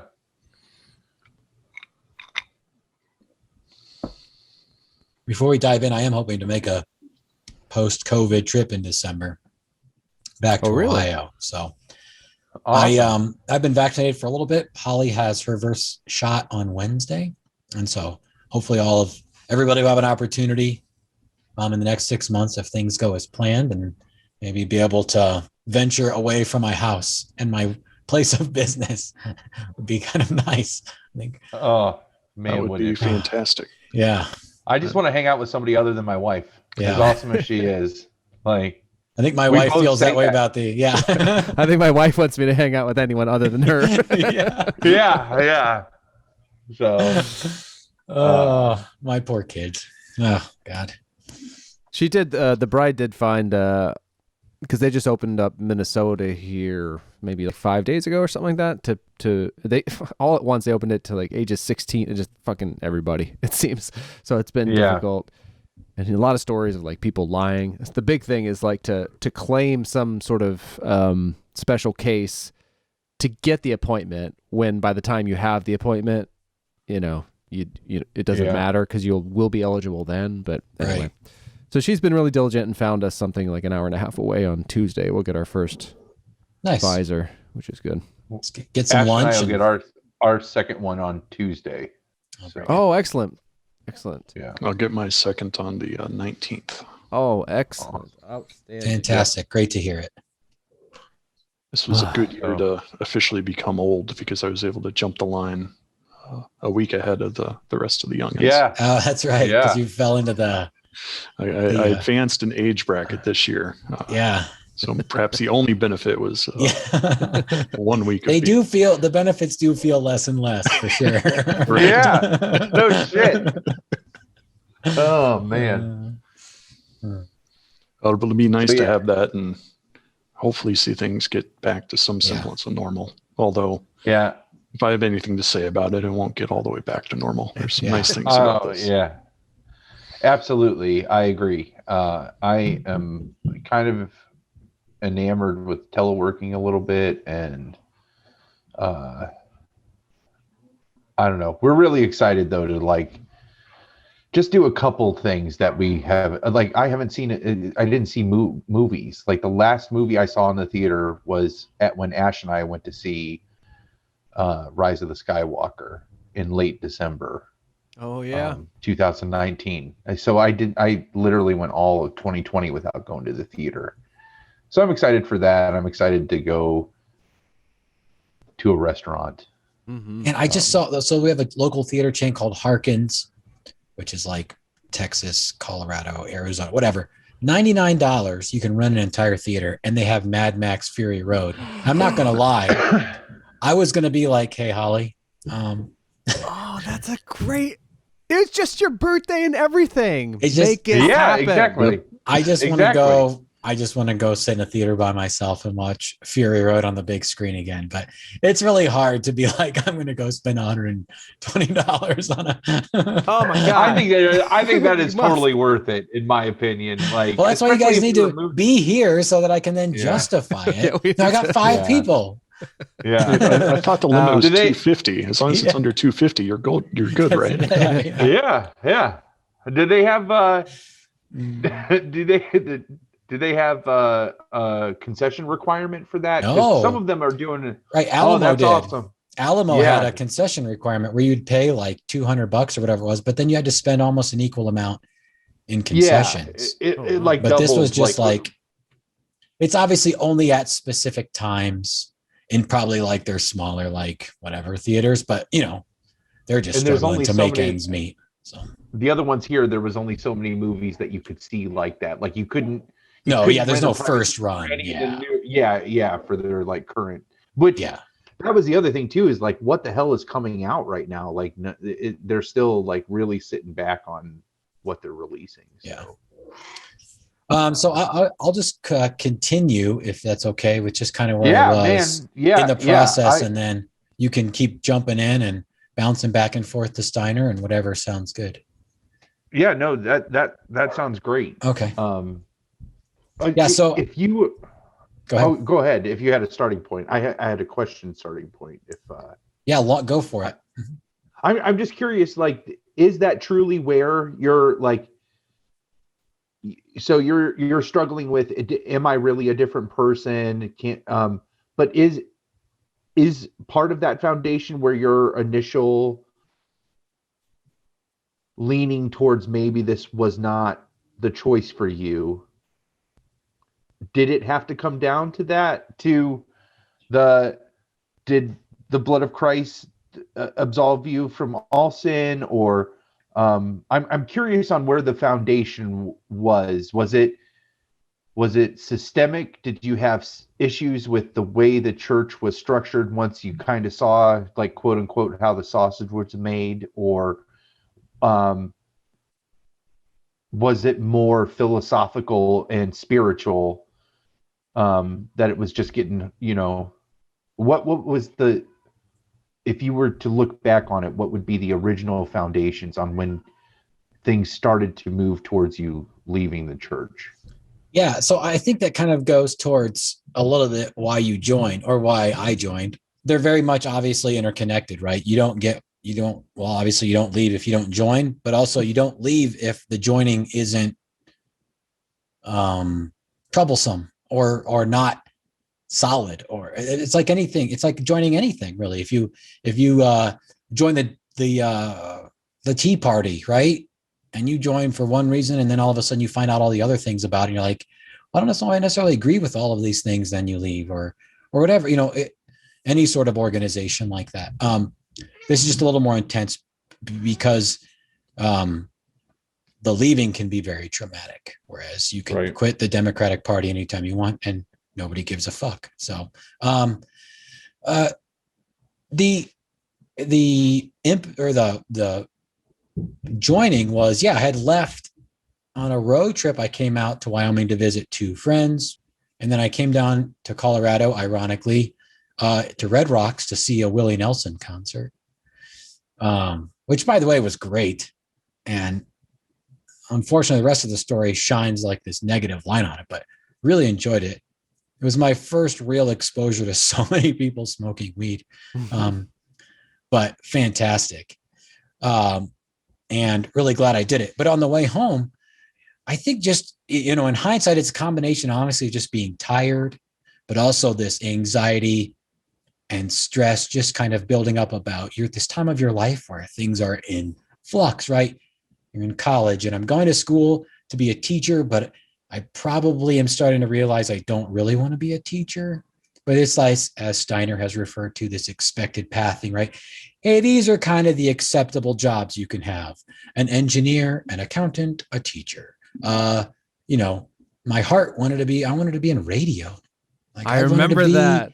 I wanted it to be like, and everybody, it doesn't pay well, blah, blah, blah, blah, blah. And of course, you work Sundays. How could you work on the Lord's Day? And obviously you'd be supporting all these demonic and satanic things like rock and roll or rap. Oh my God. Or baseball. Or yeah. I mean, dare we even mention things like organized sports? But so you're kind of push these paths, and it's not, you don't necessarily choose them. They're subconscious, right? You want to please the people. At least I do. I'm a people pleaser. So you want to please the people around you. You want them to be happy with you, even though I'm not a member of the church. And so, as it goes, you're just in this place probably of discontentedness and loneliness, as you mentioned, not a lot of dating going on. But even just in friendships, maybe just not as close because, right, all these friendships in high school, and still some carry over, but there's just not that closeness that you got to experience all the time. So you're in this life in flux stage. And I think just combined with, all those things just coming together, I can't really point towards a specific moment or anything like that. But I will say that maybe not at the time, but in hindsight, it's certainly fear-based, right? Dave alluded to it. You're not making a decision for something as much as you're making it against something else. I don't want to be separated from God. I don't want to go to hell. What do I need to do? Right. And so now you're making a decision not on, well, what are the philosophical bases of the Apostolic Christian Church? Do I agree with the tenets of conversion, repentance, conversion, and living an overcoming life, a holiness life, like Dr. Anderson said? And so you're basing it out of fear. So to Palmer's point, it's a little bit of as you join. It took me almost 2 years to go through the repentance process, all the time, digging deeper and deeper into myself. And then finally, getting confronted. That's a strong word, but what do you, are you there yet? What are you doing? Being I don't know. I don't know if I'll ever be there. I keep finding things that I want to talk to people about, I want to get it right. And then finally saying no, I think you're good. Was that family or was that arms of the church? That was the elder at the time, who is referenced both in the document that Dr. Anderson has presented and something we talked about specifically, the elder who was a bit silenced by the national body prior to the schism, who was my counseling elder at the time, right? So real quickly, the elder is the person who leads the church, who shepherds the converts. You would meet with him initially. So I met him and it was I masturbated. I did other terrible things like lie. I blah, blah, blah. You confess all your initial sins to this person, right? And then they're the ones that guide you, if you will. And they go over scriptures with you about things you should and shouldn't be doing. Don't have fashionable haircuts. And, I mentioned that as well. But they're the ones that lead this. So you have meetings with him occasionally. There's no set, every 3 weeks you meet with him. Maybe there is now, I don't know. But at my time, very informal. You would either set it up hey, can I come over? I want to talk about this, or I'm feeling this way. But finally getting invited and then this person saying, enough is enough. I'm tired of you. Let's just be done with this. I mean, not really, but it kind of, in hindsight, seemed a little okay, you're taking this too far. It's not that big of a deal. Yeah. And so that happened a year and a half. Because you guys probably have to tell me the timelines. I think I started in the summer of 2000.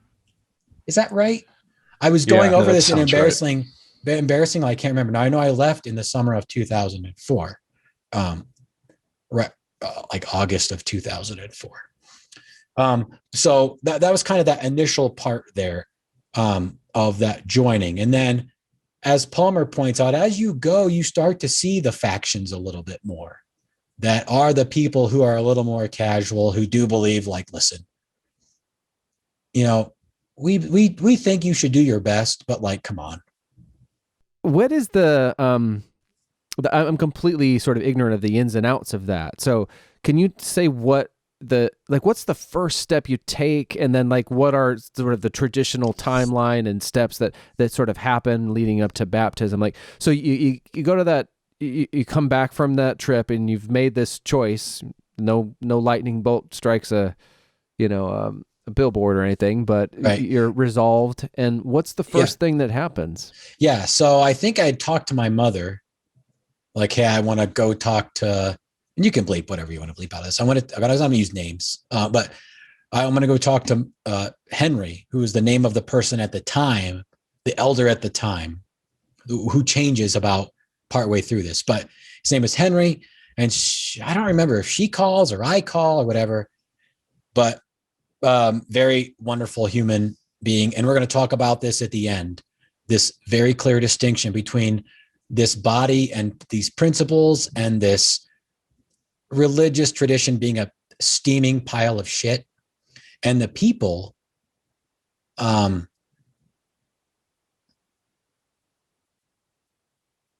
be very decent, kind, caring, loving people who, when faced with dogma, turn into raving lunatics.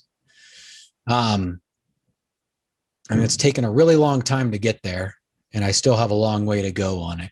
But Henry, just a really gracious man, fell asleep about 20 minutes into my confession, because this man is, and I don't know, I'm not saying exactly right, probably in his mid 70s, early 70s. He was the elder statesman. He was the patriarch. He was, a silver-haired older gentleman who had been in the position for a while, like since we were, before we were born or around then. Yeah. Farmer, right? So this isn't like his full-time, he's not a full-time preacher. So this is like the side gig, right? It's super serious. He's the elder. He's responsible for administering this church of 1,000+ people, 600 to 700 members, 500 to 700 members. I'm ballparking. But it's his side gig, right? He's a full-time, like, I'm not going to say factory farm. I hesitate to do that, but like big farm, big dairy farm, multiple sons who are in their, 30s and 40s helping him run this farm. So big operation, and he's meeting with people in his evenings, right? And he falls asleep like 20 minutes in, which was fine. I mean, that's not a judgment call as much as it's relief, because you can just keep talking. And then, because they don't care, right? He's not taking notes. This is for me. This isn't for him. This is for me to unburden my soul, right? To throw my sin out and start this healing process. It's the boil that you pop, right? And the pus comes out, right? You're starting the healing process. He doesn't really care about any of the stuff that I'm talking about. Now, turns out if there's things that you break the law on, right, they have to do stuff about. Because there are people who've come to them with things like sexual abuse or things like that have to be, you don't just get to say, well, thank you for telling me and sayonara. Like, no, you gotta deal with it. But I don't have any stories, and my stuff is just minor kid things and no felonies. No felonies. Yeah. Not at murder anybody or lots of masturbation. You don't have to detail every time, right? Just a general every time. Blanketed. So there was this one time. So July 7th, 1992 at 10 a.m. July 7th at 4 p.m. I'm realizing why and when he might have fallen asleep. Yeah. Where did Oh, this my- take place? no. Is this something His like you house. had? So not like it's not like a Catholic confession where he doesn't. You're not.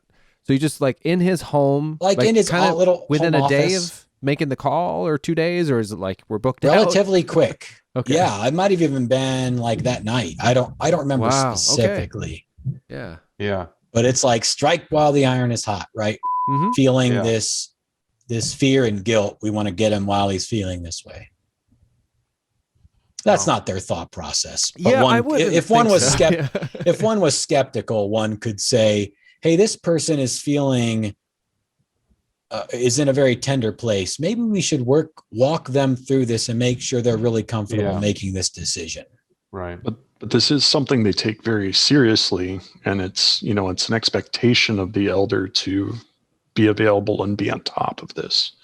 When Right. somebody wants to come forward, that's in a way one of his main jobs is to perform this task. Wow. Yeah, Is that's absolutely is it accurate. true? Is it true that you also have to give like a Cliff Notes version of this confession to the entire congregation as well as part of this process? No, so I think where that may come from, there's no specific talk of that, but once we'll, and Dave, I can come back and answer any other questions you have about, like, I don't want to jump too far ahead of where we were, but for Palmer's point, sorry. no, I get it that it's, for some of these things can be kind of interchangeable. So once I got to the part where they're like, no, it's been 2 years, like enough is enough. You get they announce to the congregation that this convert, me, Ryan Winkler, has found peace, is usually the phrasing. Again, Okay. 20-year-old phrasing. I don't know what they say now, but has found peace with God and man and is ready and is a candidate for baptism, right? And then they'll say, if you feel that Ryan has overlooked something or is not whatever, we encourage you to talk to him. And that gives the people in the congregation a window of time to talk to you. And then it's probably, I don't know, Steiner, 4 to 6 weeks. I don't remember what mine was, even 8 to A period couple of months. weeks. Yeah. Yeah. A weeks to month-ish. And then they set, because of scheduling and whatever, they set a time frame. And usually there's also just the logistics that they usually want to baptize you with a couple people, so they don't have these things every other Sunday, Right. because there's a meal involved and, there's logistics with travel and blah, blah, blah. So they're trying to consolidate things a little bit. Yeah. Unlike other churches, like maybe Dave, your experience, like there's no altar call. There's no, hey, we baptize and sprinkle water on somebody every week. It's a very formal, scheduled process. Right. Yeah. Yeah. That's a really good point, Yeah. Steiner, as far as like maybe mainstream Protestantism or Baptists would have that sort of weekly call to baptism. And so to Palmer's point, the night before you're baptized, so Saturday night before you're baptized, you have this time where only members are invited. And then they do this, I don't know if they call it, either even kind of getting away from this word, even when I was doing it, because of somewhat the negative connotations. But when I grew up, it was called approving. And I think the negative connotation of it was sounding like there was going to be this intense interview, and what Palmer was talking about, where I'd get up there and be like, on July 7th at 10 a.m. Yeah. July 7th at 4 p.m. And like 4 hours later, we're getting to. We're 2 years in your case. We're on July 10th. Yeah. We're getting close to August. But no specific things. Now, the people may bring that up in context of the conversation, or may want to bring up, maybe recognize some sort of like community level issue or something where they wanted to address it. But there's no expectation that I would get up there and talk about, my specific sins. But you do have an interview about this almost to some degree. Were you before? Like you're drilled by all the members. They can ask you what happens anything is they want, or so what happens in this case is, I think I had 2 other people that I was being baptized with. Yeah, 2 other people. Same about Tara, man, she was really cute. Anyway, so But you weren't called? Now this just makes me mad. This is the whole thing I thought like was part of the deal. This is like some real shitty stuff I'm about to say. But like I remember when You can't joined, cut it. You have to leave it yeah, in. I know. It felt like my sort of. I may have to cut this in case because it seemed like he was just looking at like catalogs out of Illinois or whatever to pick a wife. It just seemed like I'm lonely. I'm gonna join a church and pick a wife. Yeah, no, that's definitely part of it to some degree. And we could talk about that more later, but I definitely did not feel that way. Which is another thing I'm proud of, by the way. But to this, I was just thinking about Tara, delightful, I'm sure still wonderful human, going back to the fact that there are wonderful people in this really shitty formula of a religion. Anyway, shout out to Tara. We got to get Joanna and Tara to listen to this thing, I guess. And not my wife. No, I'm just kidding. So you get interviewed, but it's by the elder. So usually the format is everybody's in there. They're singing like some hymns, blah, blah, blah. There's a prayer. And then you walk in, right? Which is somewhat intense because there's 500, not that many, 400 people. It's a huge auditorium that you saw behind Steiner when we first got in on the Zoom call. Like it's really big and you've been there, I guess. Sorry, I forgot about that. Actually, I went to Bauman's, and so that's the memory I have. I don't know why I didn't go to yours. I'm sorry about that, or maybe not. I don't know. But no, that's fine. Had you already moved down south at that point? Maybe. Oh, no. maybe. Well, the summer of 2000 was the summer of Steve, so I was trying desperately to make Steve happen.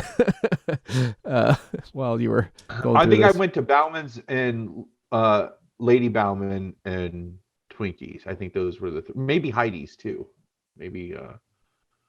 Yeah, my memory. Oh, maybe I went to Heidi. I don't know. My memory, though, the thing I remember most about being at the baptism was the shock of the separation of the sexes on either side of the kind of aisle of the pew, or the aisle in the middle, and then the sets of pews on either side, and the din of crying children was really disturbing. And I'm sort of glad that was brought up in Dr. Anderson's article about how they keep the kids there and they kind of let them do whatever they want for some reason. So I was used to, at that point, like the Methodist church I was going to, like they would have like daycare essentially, just like down the hall from the sanctuary, and that was just like part of the experience. But so it was really struck by that because it was such a, I was going to say traumatic for us, which was just not the way to look at it, I guess. But it was such a strange experience, and it was a sad occasion because we did know at this point that this would be, this whole death thing of the friend that you knew, and but so to have the soundtrack of that just be the wailing of children, or not wailing, it was more like a din. No, it can be wailing for sure. But so you're walking into this like room. Yeah, now this is usually used to the din. It's usually just adults at this point. There's probably not children in this case. Oh, yeah. So there's special events within the church where it's members only, and approving is one of them. Communion is treated this way, and some other items where it's not open to the public or even to family members or other attendees of the church. It's literally for members only.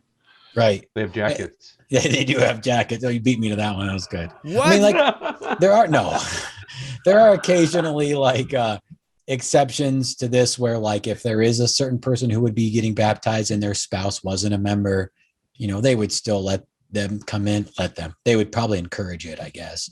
But for the most part, it's members only. So it's actually really quiet and almost eerie when you walk in, because as you're walking in, everybody's praying right then, like silent prayer.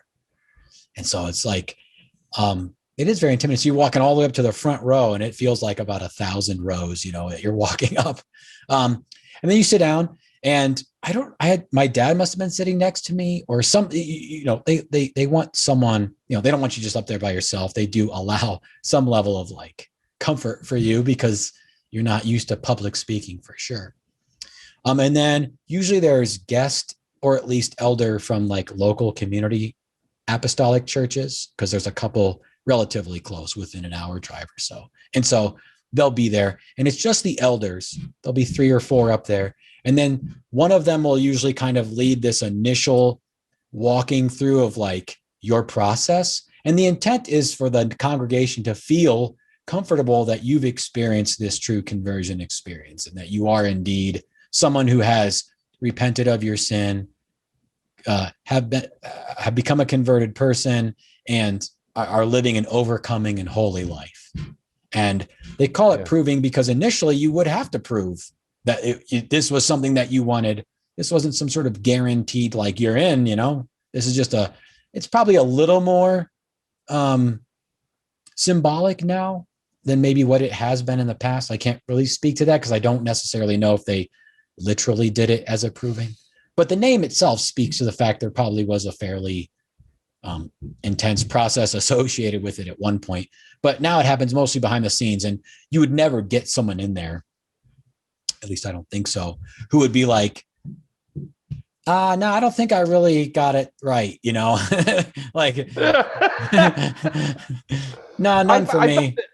I feel the same way about the poor women that have to go and pray on, like, if God came down to that man and said, "Oh, she's the one you're supposed to marry," like, what? How is she supposed to ever come back and be like, "God told me no"? Like, nope, this isn't the way. Like, right? It's established. Like, does that happen though? That's gotta happen, right? Because I felt like, I mean, Heidi must have had a million. Your friend Heidi did that. Yeah, Heidi did that. Heidi was engaged and then broke it off. Oh, yeah. Did not know that. Mm-hmm. Yeah. So you go through this process, right? So now you've done the proving. It's Saturday night. There's usually a meal beforehand because there's a meal before everything or after everything. Food is so good though. Everywhere. Yeah. Pies. Shout out to Dr. That was another thing, like my perception of the Apostolic Church. As I remember one time having a conversation with Steiner because he was talking about how it was his family's weekend to provide the meal after our service. Yeah. Oh. And I was like, what do you mean your responsibility? Well, we just buy the food. Of course, like the women of the church, like prepare it. And I'm like, really? Yeah. It's thousands of dollars. You guys buy all that food. Like, how much does that cost? Like, and I remember him saying, like, when my parents budget for it, it's like $5,000 to $6,000, like a lot of money. Like, oh my maybe God.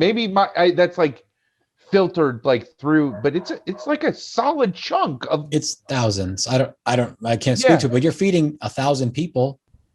Yeah, exactly. Like you're, and then the obligation that I know, like the majority of families I felt like growing up, like that had some money, right? But when there were definitely families though in that church that did not, and I could not imagine that, like, social obligation when that would come time. Like, I feel like there were probably a good amount of families that they had to budget for that all the year for their weekend to come up, that they were going to have to do that. And I mean, I'm sure it's not annually that they might have, but like they're stocking a little bit of money aside for when their ticket comes up. Yep. Their turn, they called it. It's your turn. Yeah. Yeah. That's crazy. The meal though. The meal before. Was good food. Yeah. The meal the before. Last Supper. Yeah, that's right. Yeah. And so that obviously goes into the next day, which is basically the normal church service, which we don't have to dive into a whole lot here, but each Sunday there's multiple services. There's there's Sunday school. It's not like this in every apostolic church. Some have Sunday school and the morning church service simultaneously.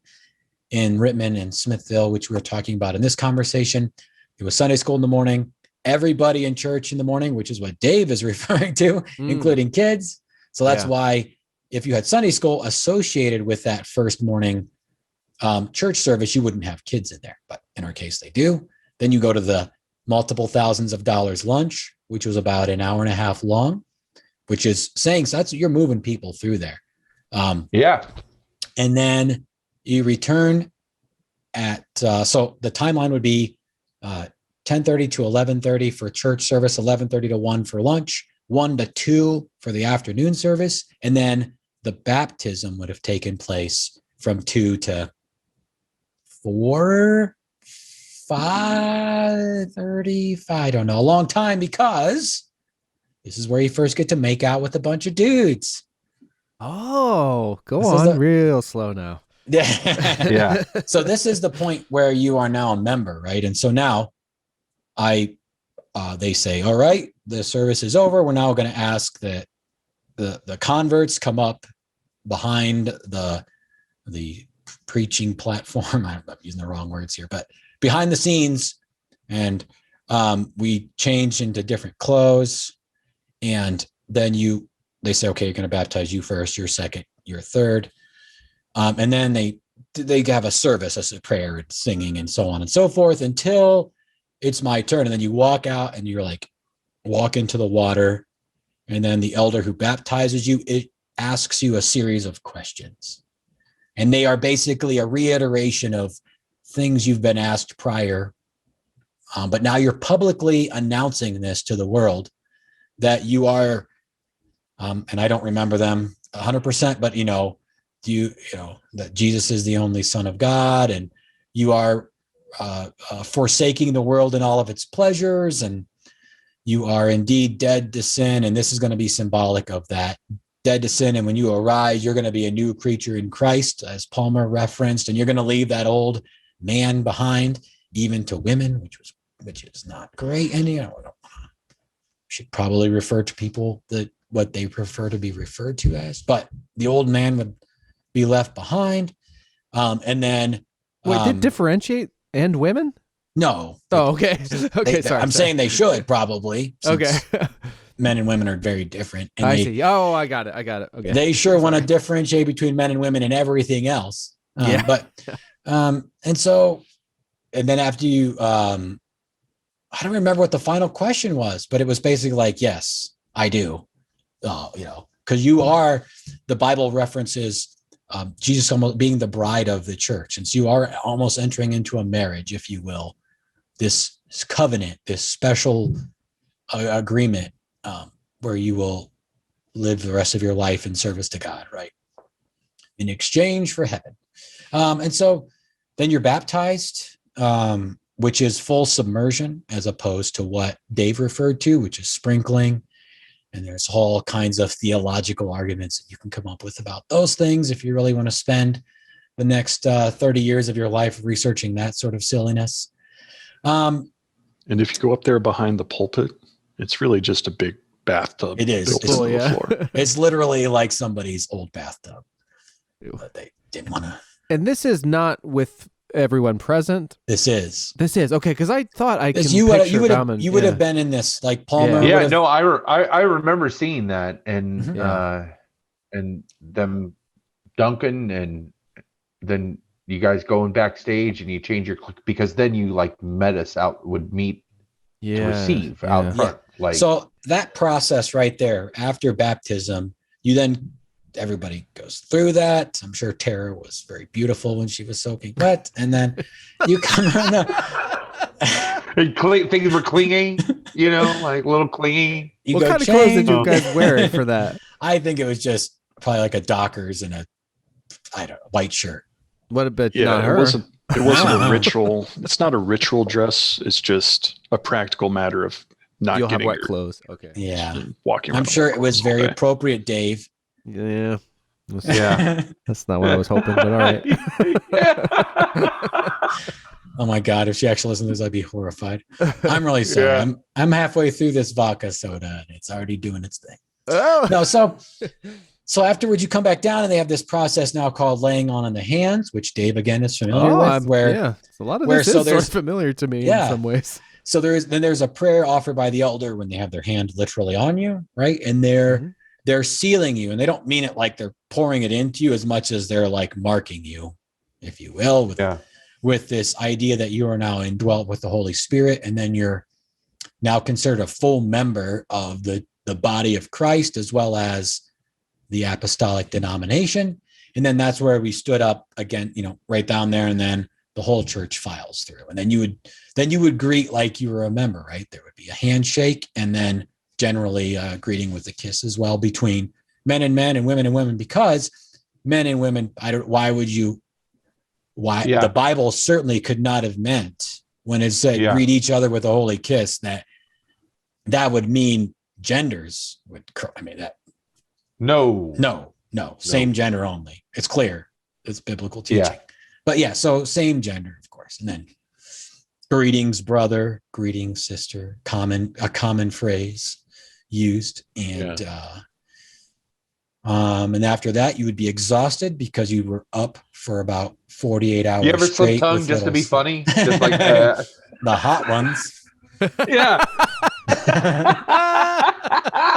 Just like, oh, you got me, you bastard. Those are some good. I like the way you fill out those dockers. I'll just let you know. To clarify, if you see some of the older members of the church, two gentlemen in their, late middle age, greeting one another with a kiss, I can assure you there is nothing sexual about it. Yeah, no. Lips are pursed. It's the briefest of contact. It's a formality to be observed. Yes, and that is all. Yeah, and it's very much usually side to side for the most part. I mean, there are some people who are like very intense, and they felt like, oh, this is slipping away from us. This practice, we need to embrace it fully. And then, so just like any sort of, here's a rule. Well, here's the broad range of application of that rule. Just like you see in any business corporation about. Here's what the rule is, and then people practice it on a spectrum. So some it's like the French kind of side to side, and others it's like a very European thing. Okay, and then other ones it's like, I'm going in, and you better be ready. Yeah. And some people have better oral care than others. Unfortunately, you get to learn who maybe isn't the biggest fan of the old floss. Yeah. Who the super smellers are. Yeah. My wife could smell a fart in the next county, and she every day it's like, oh, breath not great today. I'm like, okay, well, you don't always have to say, but it's a thing for her. So yeah. So that's where my joke comes from, where I have kissed a lot of men, a lot of dudes and thinking back, there would be like people with like cold sores and stuff, and I'm like, you can picture that. Oh yeah. I remember all that sort of, or people like chapped lips and stuff. You're like, dude, like take a break. It's okay. Like we don't have to make out. We're good. Take a Sunday off, get that taken care of. I have the same had the same conversation with my wife, who is a Catholic, because then it was like free reign. I could ask all my like deep rooted Catholic questions. And I'm just like, what do you guys do during flu season? Like, how do you do communion during flu season? And she's like, they're actually really strong. She explained it, how a lot of churches encourage, like, if you're not feeling well, like maybe like there's other ways that you can do communion without actually drinking, like infecting everybody by drinking the way out of the same chalice that everybody else does. So, I mean, all that kind of shit is just like, it's just crazy. And to my understanding, it's really interesting you bring that up, Palmer. To my understanding, they've actually ceased some of that during the pandemic because of, if they're even holding services, like a lot of churches around us, especially, are really encouraging like virtual services where they're offering like that virtually. So because they used to just do the one cup for communion. I did communion twice, I think. But like just one cup, right? You pass the cup around and you take a sip. And now they did like, they encourage them to do just like the little, like peel the top off plastic single serving things. So there has been some of that, I think, because they're not worried about, but there is this strong emphasis in the apostolic tradition of this idea that as much as possible, live peaceably with everybody. And so in that is obeying rulers, even if you don't agree with them, unless it conflicts strictly with a biblical command. So for example, in this case where they're saying, look, you're going to kill people if you keep doing some of these things, if you keep joining together and you keep shaking hands and having, you're kissing each other and not wearing masks, and you're doing all this stuff, you're going to pass this around and you're really going to hurt and kill people. There's nothing biblical about saying, just pump the brakes on this. You can return to this. This isn't some sort of like national law where we're banning this, or, some sort of like, we're secretly coming in and getting rid of your sacred traditions. So, I think some of that has changed as far as my understanding, at least temporarily.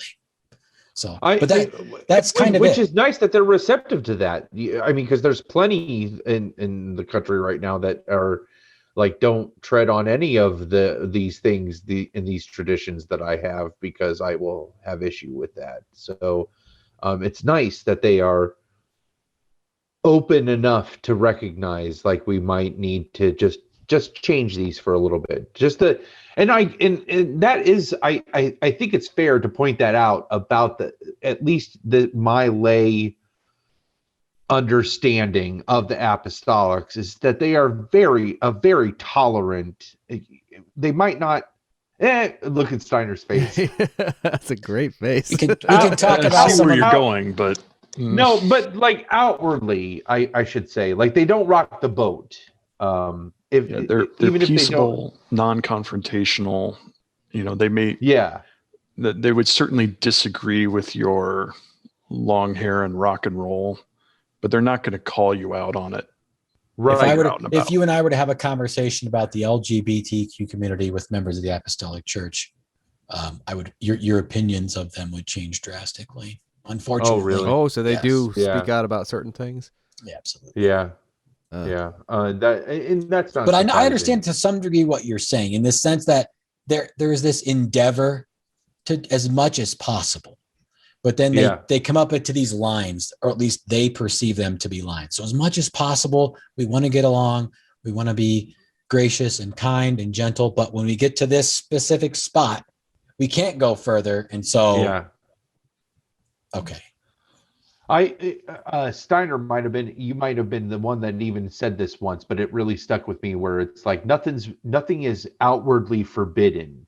It's just, there's a lot that's really discouraged, like there's a lot of subtext. There's a lot of weasel words. There's a lot of assumptions and traditions, and there's not a set of rules written down saying, thou shalt not listen to rock and roll. Oh, right. It's not a great example, but there's a lot of pressure, and maybe more of that goes into the appearance stuff, the haircuts. Although I guess Twinkie, you were explicitly told not to be stylish in year 2. Mm-hmm. But maybe that was more a perspective from somebody who is not a member, where they don't necessarily prescribe things or lay down the law. It's just, osmosis, that you pick up on what is okay and what isn't okay. And perhaps with the members, they do have the handbook or something. Well, you definitely have people who would have conversations with you. I mean, like the example I use would have been like Merle, who was the second elder, the one who got silenced. He would get up and it wouldn't, again, there's no follow through. I mean, he's not going to be like, all right, you go get your haircut and get rid of that fashionable haircut, or we're kicking you out, right? There's none of that. That's not, but there's just like, if what's going to happen next? You get that fashionable haircut, and soon, you're going to be having threesomes. And I mean, would they really allude to that? Like, slippery slope, not that ridiculous, but the slippery slope idea for sure. Like this huge logical fallacy that is the slippery slope. Would get brought out all the time. This slide away from God. Well, it just happens. You just start with just the smallest thing, and your heart becomes a little bit hardened by this. You watch the Cleveland Indians baseball game, and then you're slinging heroin. That's so racist, but but that's the gentle pleading thing, right? Where you're trying to, all right, absolutely. I have a question about the repentance sort of thing and then I actually have a question about the baptism day that maybe might lead us back into that. So the repentance thing, I was wondering, so we've joked about that yours was so much longer, but I wondered, like, is there a kind of an average, or like it generally takes this long? And I wonder too, like, what are the logistics of it on the church's side, like as the person is going out and making their amends? Are there so many prescribed meetings with the elder? Is there a formality to that? There's no prescribed formality as far as I'm aware of. There wasn't for me. Again, different leadership. Dr. Anderson referenced it in his conversation with us. There's more people in these positions now who are business, just like Palmer was talking about how it kind of seeped into their personal life, and they're using that verbiage now in their personal life. That sort of business acumen is going to seep into how they run the church. And so they very well could have people who are business, in white collar, American corporation, whatever, who are now using some of those things and would have maybe a little more scheduled formality, that you might find in somebody who's new to a company, all right, so we're going to have this onboarding. Then we're going to meet with you in 2 weeks. And then we want to hear some feedback from you. And then we're going to meet every 3 months. And we have happy hour after this, which would be singings if you were a single person in the Apostolic Church, right? Which was that's a real thing, right? Yeah. I so actually have a weird memory of that. Yeah. And so some of that might care of it, but for me, there wasn't. And I'd love to hear Steiner's take on this, but for me, I would guess the average person was probably 6 to 8 months. Sounds about right. Like a year would be a longish thing. Mm-hmm. Yeah. So 6 to 8 months. And especially with the younger kids, we're talking 12-year-olds. Oh, maybe not that young, 14-year-olds. Like, what have you done? You've lived on a farm your whole life. Like, there was somebody in our periphery that had joined that young, and I don't want to call out who that particular person was, but who had joined, I think, in around 10 or 11, that was just so surprised. Because how awful would have I remember when you told me you were joining. You said you were driving across the country and you just felt as if God had forsaken you. I can remember you saying that, and that you just pulled over and you found a payphone and you called your mom and you told her that, God has forsaken me. And she said, that's impossible. God would not do that. But maybe he's just trying to send you a sign or something. And in hindsight, I look at it and it's like, Jesus, driving across Kansas make anybody fucking feel feel forsaken for sure. Yeah, no shit. Let alone an impressionable 18, 19-year-old, but I can't. I used to really feel, and I still feel this way, is just to be able to have made that kind of commitment at such a young age. It's unhealthy. I used to be envious. It is, I feel now, looking back. But at the time, I used to be so envious of that, to just be able to have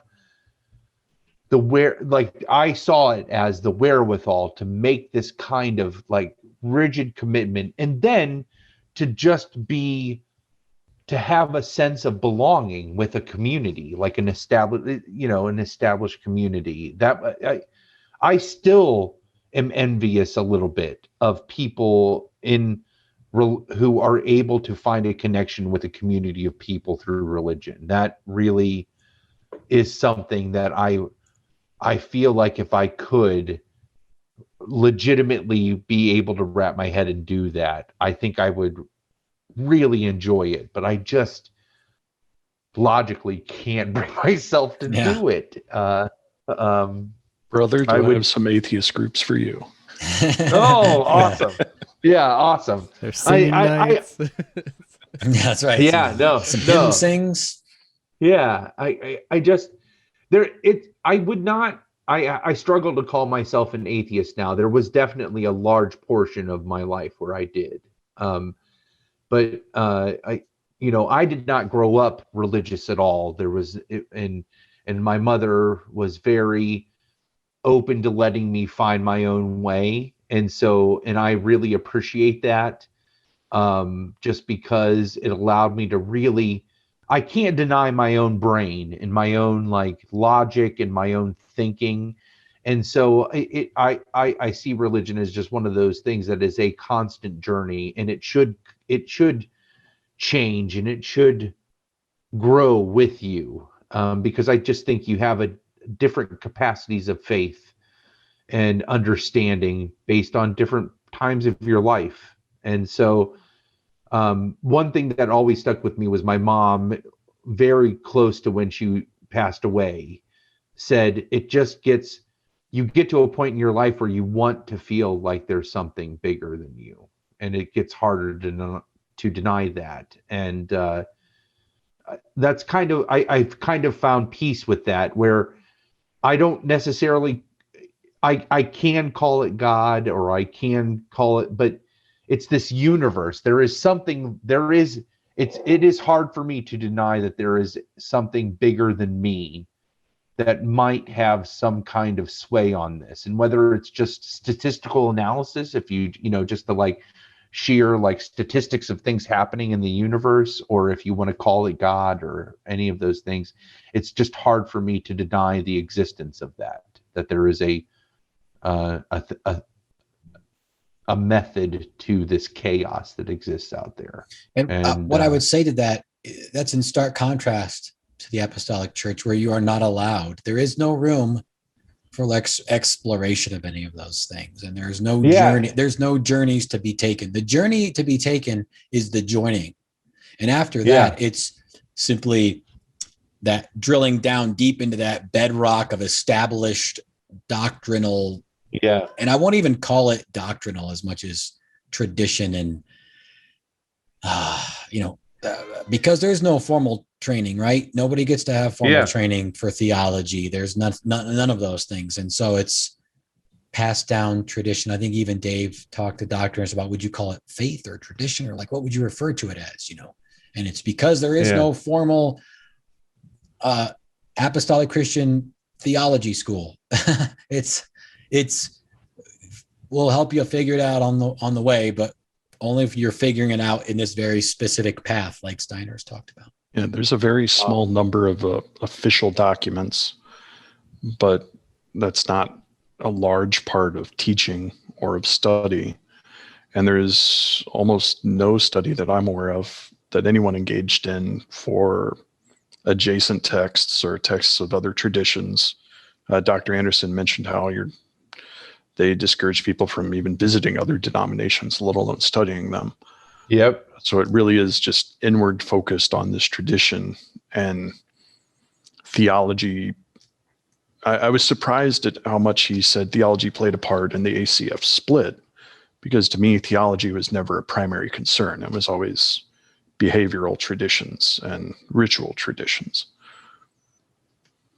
Yeah, and there is some documents that like various people wrote in that split that references some general theological points, but yeah, it's not some sort of treatise in some study of Calvinistic Protestantism and its slow creep into Anabaptism or anything like that. It's these high level concepts at best.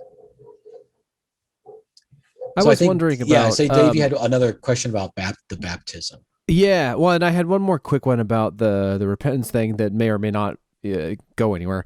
But I was just curious, like, I know, so you went as far as like talking to teachers, of course you talk to friends. I was wondering what part, if any, your family had in that. Like, do you repent to your parents, to your siblings?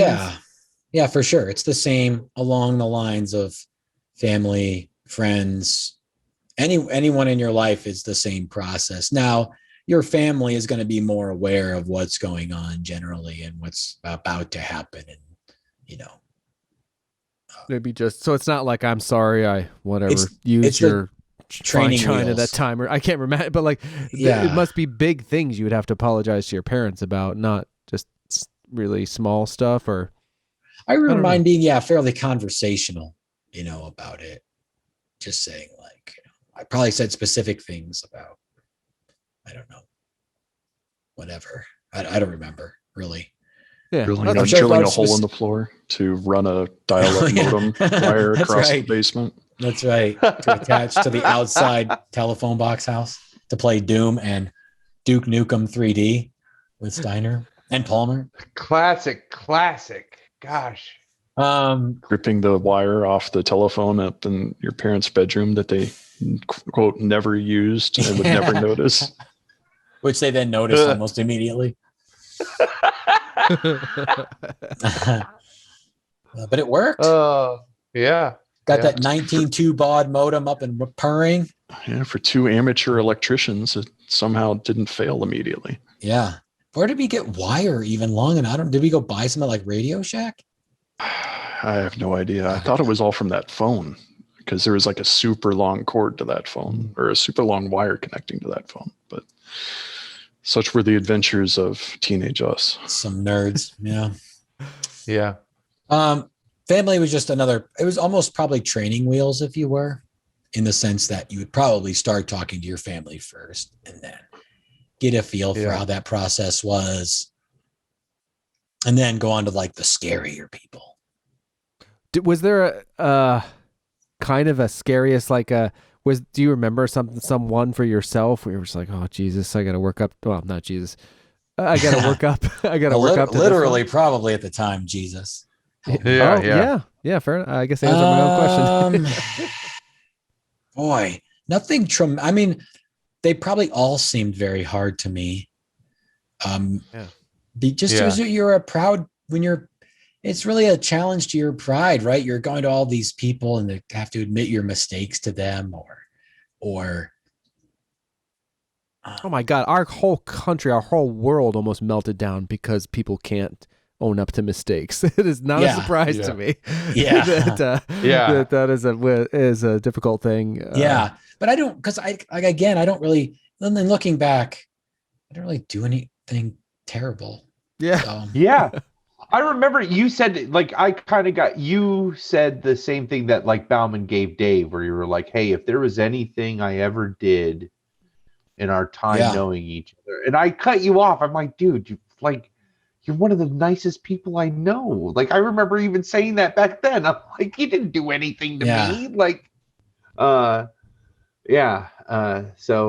Yeah, it was just more of that going and just being like, oh, I got to go again and like do this. And you did that for 2 fucking years, man. Yeah, it was like a year and a half. Yeah. I mean, it wasn't like constant, but it'd be like, oh, this weekend I'm going to go talk to these 5 people, or, you couldn't always get a hold of people. I wrote a letter that I still have. And had I thought about it, I would have got it out to the principal of North Street School. We're going to need to take a break and get that letter soon because that would be amazing. I've got Would you be willing to share that? I would. Yeah. Holy shit. Let's just do like 5. I can probably find it in 5. Okay. I was just wondering, Steiner, like for someone who, decided at such a young age that this was not for you, when, cabin kid friends, or you probably had others that I didn't know about, were joining, and those guys that you were like breaking away to skip church with were now, joining up proper. What was that like for you?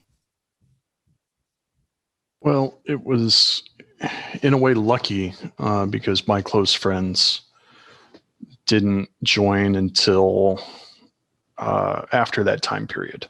Like the skipping out to hang out was high school or very immediately thereafter. And then from that point, I was not attending as much anymore. They may or may not have been.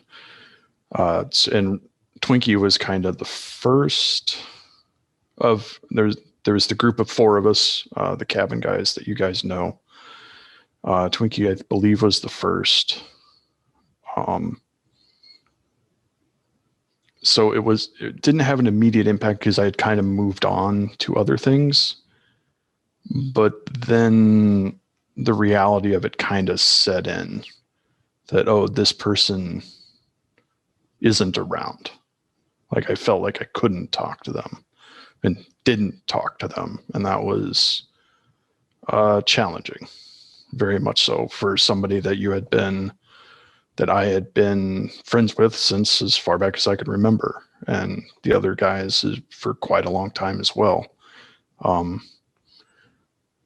So it was, for better or worse, the timing was a little bit later when I had other things going on. I was a little bit older, so the impact was different than if we were in high school. But still, it was a thing.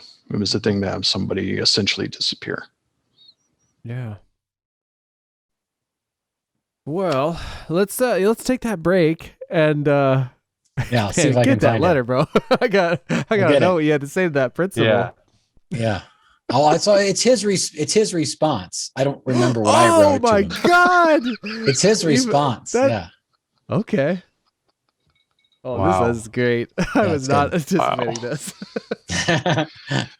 Historical documents. See, I got a little Dave in me. Yeah. Yeah. I'm glad No that shit. another letter can exist other than just the one I wrote, the humiliating one I wrote, Pumps, that got read. I learned a lot about myself from that, though, so we'll see what we learned from this. Wow. But then, of course, we're going to hear about your triumphant, Yeah. your The proud Exodus. the Exodus. Rising from the ashes. Yeah. Yeah. With a mullet, no shirt, and one arm way bigger than the other for some reason. Oh, so awesome. I can't wait. All right. I'm back in just a minute. Okay.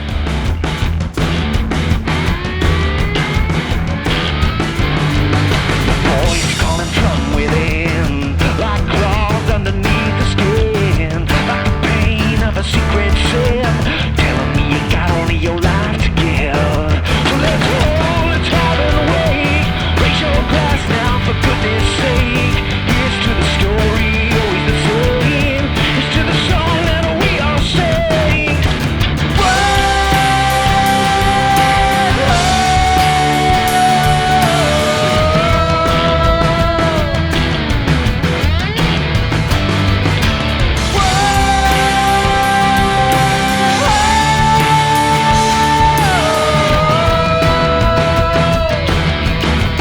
Here's to the saints in the midnight choirs, to the cowards and the liars. We're all drawn to their dark beyond the fire.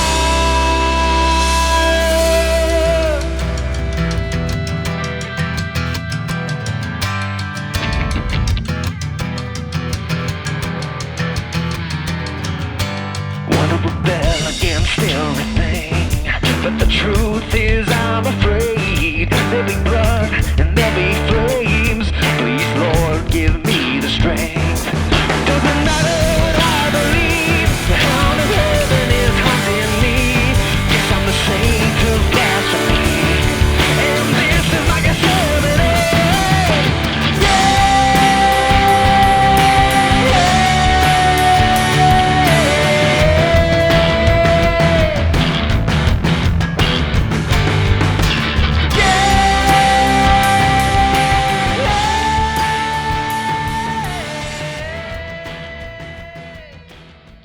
Did you find this letter?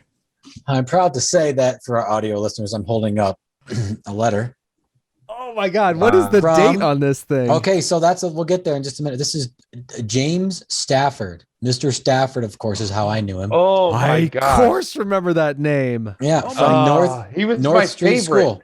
Now, I'll hold up again in just a second, but it's dated February 25th of 2000. So I must have started in 1999.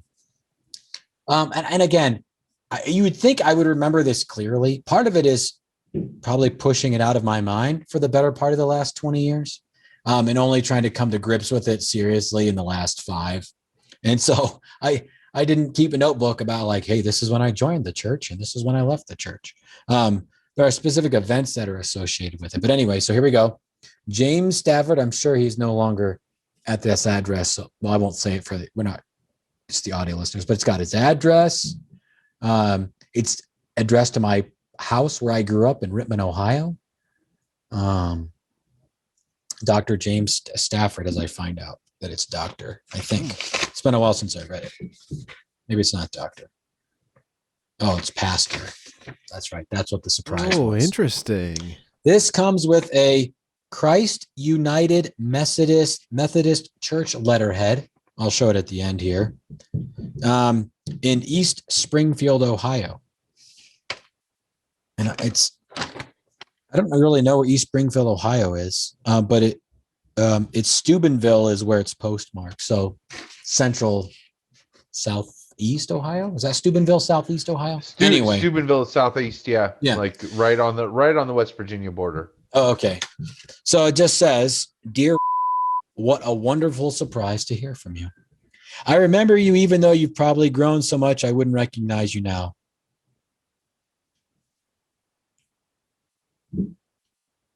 I don't know if I can read this. Oh, it's okay. You don't have to. No. Just give me a second. These things are surprising to me sometimes, and I don't necessarily anticipate it happening. And I always have to tell my wife that tears are just something that happens to me. I don't necessarily feel as strongly as I look sometimes, but it is emotional. Because he's just, of course, unbelievably kind.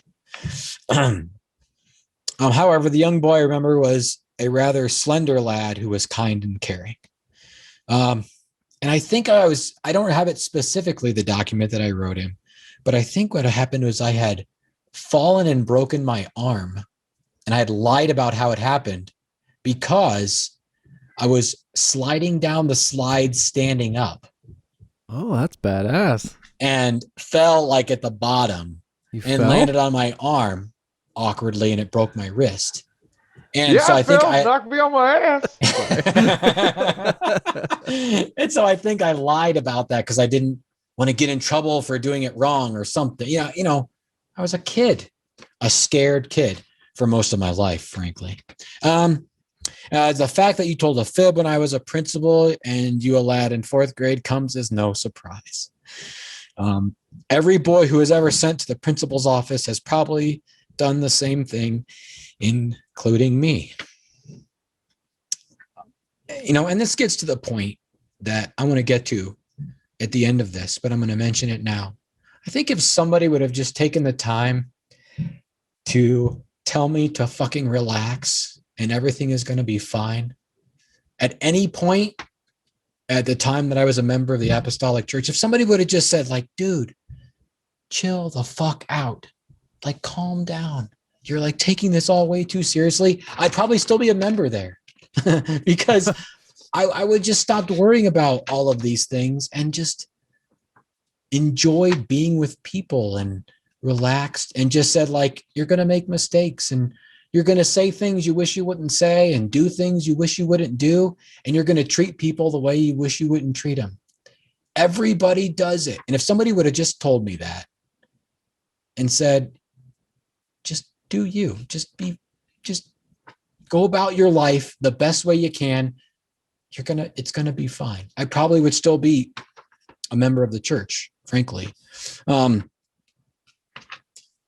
It just says, rest assured that you are totally forgiven. Again, going back to the fact that I would have asked for forgiveness for that as part of this process.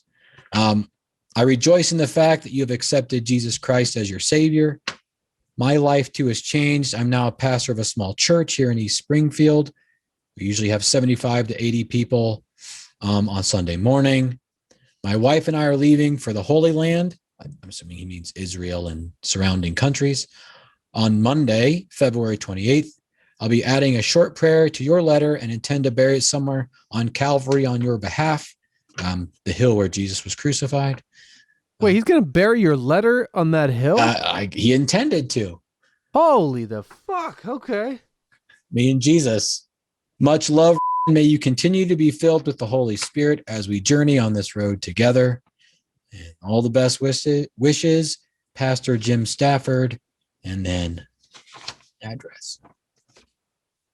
So, you can see that the extent to which a person can go in order to, like, get to this point of, like, wanting to be whole and full of peace again, trying to exorcise all of these demons from being a fucking 4th grader or whatever that lied about breaking their arm, and again, there's a part of that that's healthy and there's a part of that that's unhealthy, frankly, where we have to acknowledge that kids aren't many adults. Kids are kids, and they have different psychology, and they're not purposefully trying to deceive in order to perpetrate a great crime.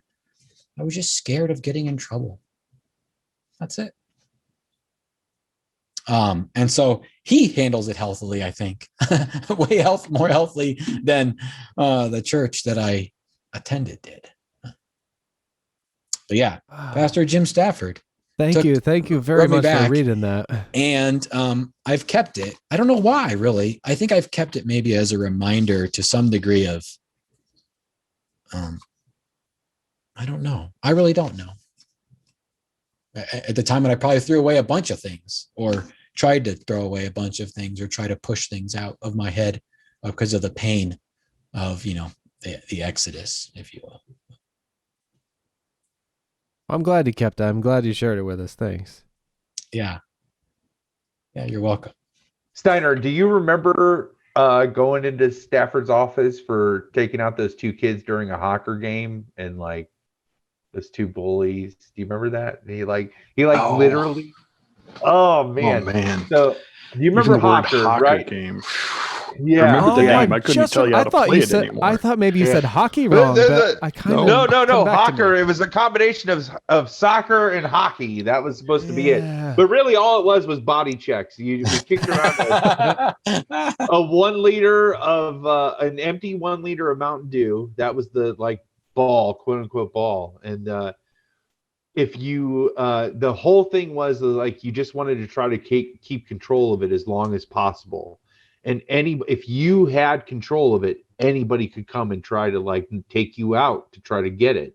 Okay. And the worst thing that could happen is if somebody kicked that thing into your hands, where it touched your hands, because then it was like a fucking dog pile, and everybody got to they got a free body check on you for touching your hands, and somebody would scream hands, and then everybody would just fucking take out this person. Wow.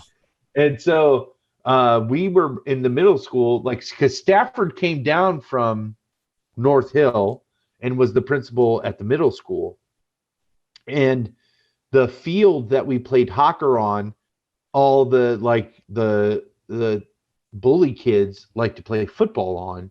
And so something happened on this one day that they just did not like us out there playing fucking Hawker. And so Steiner and I both ended up in body checking these kids, and they were, and the one was just I'm going to the principal, and I was like, okay, great.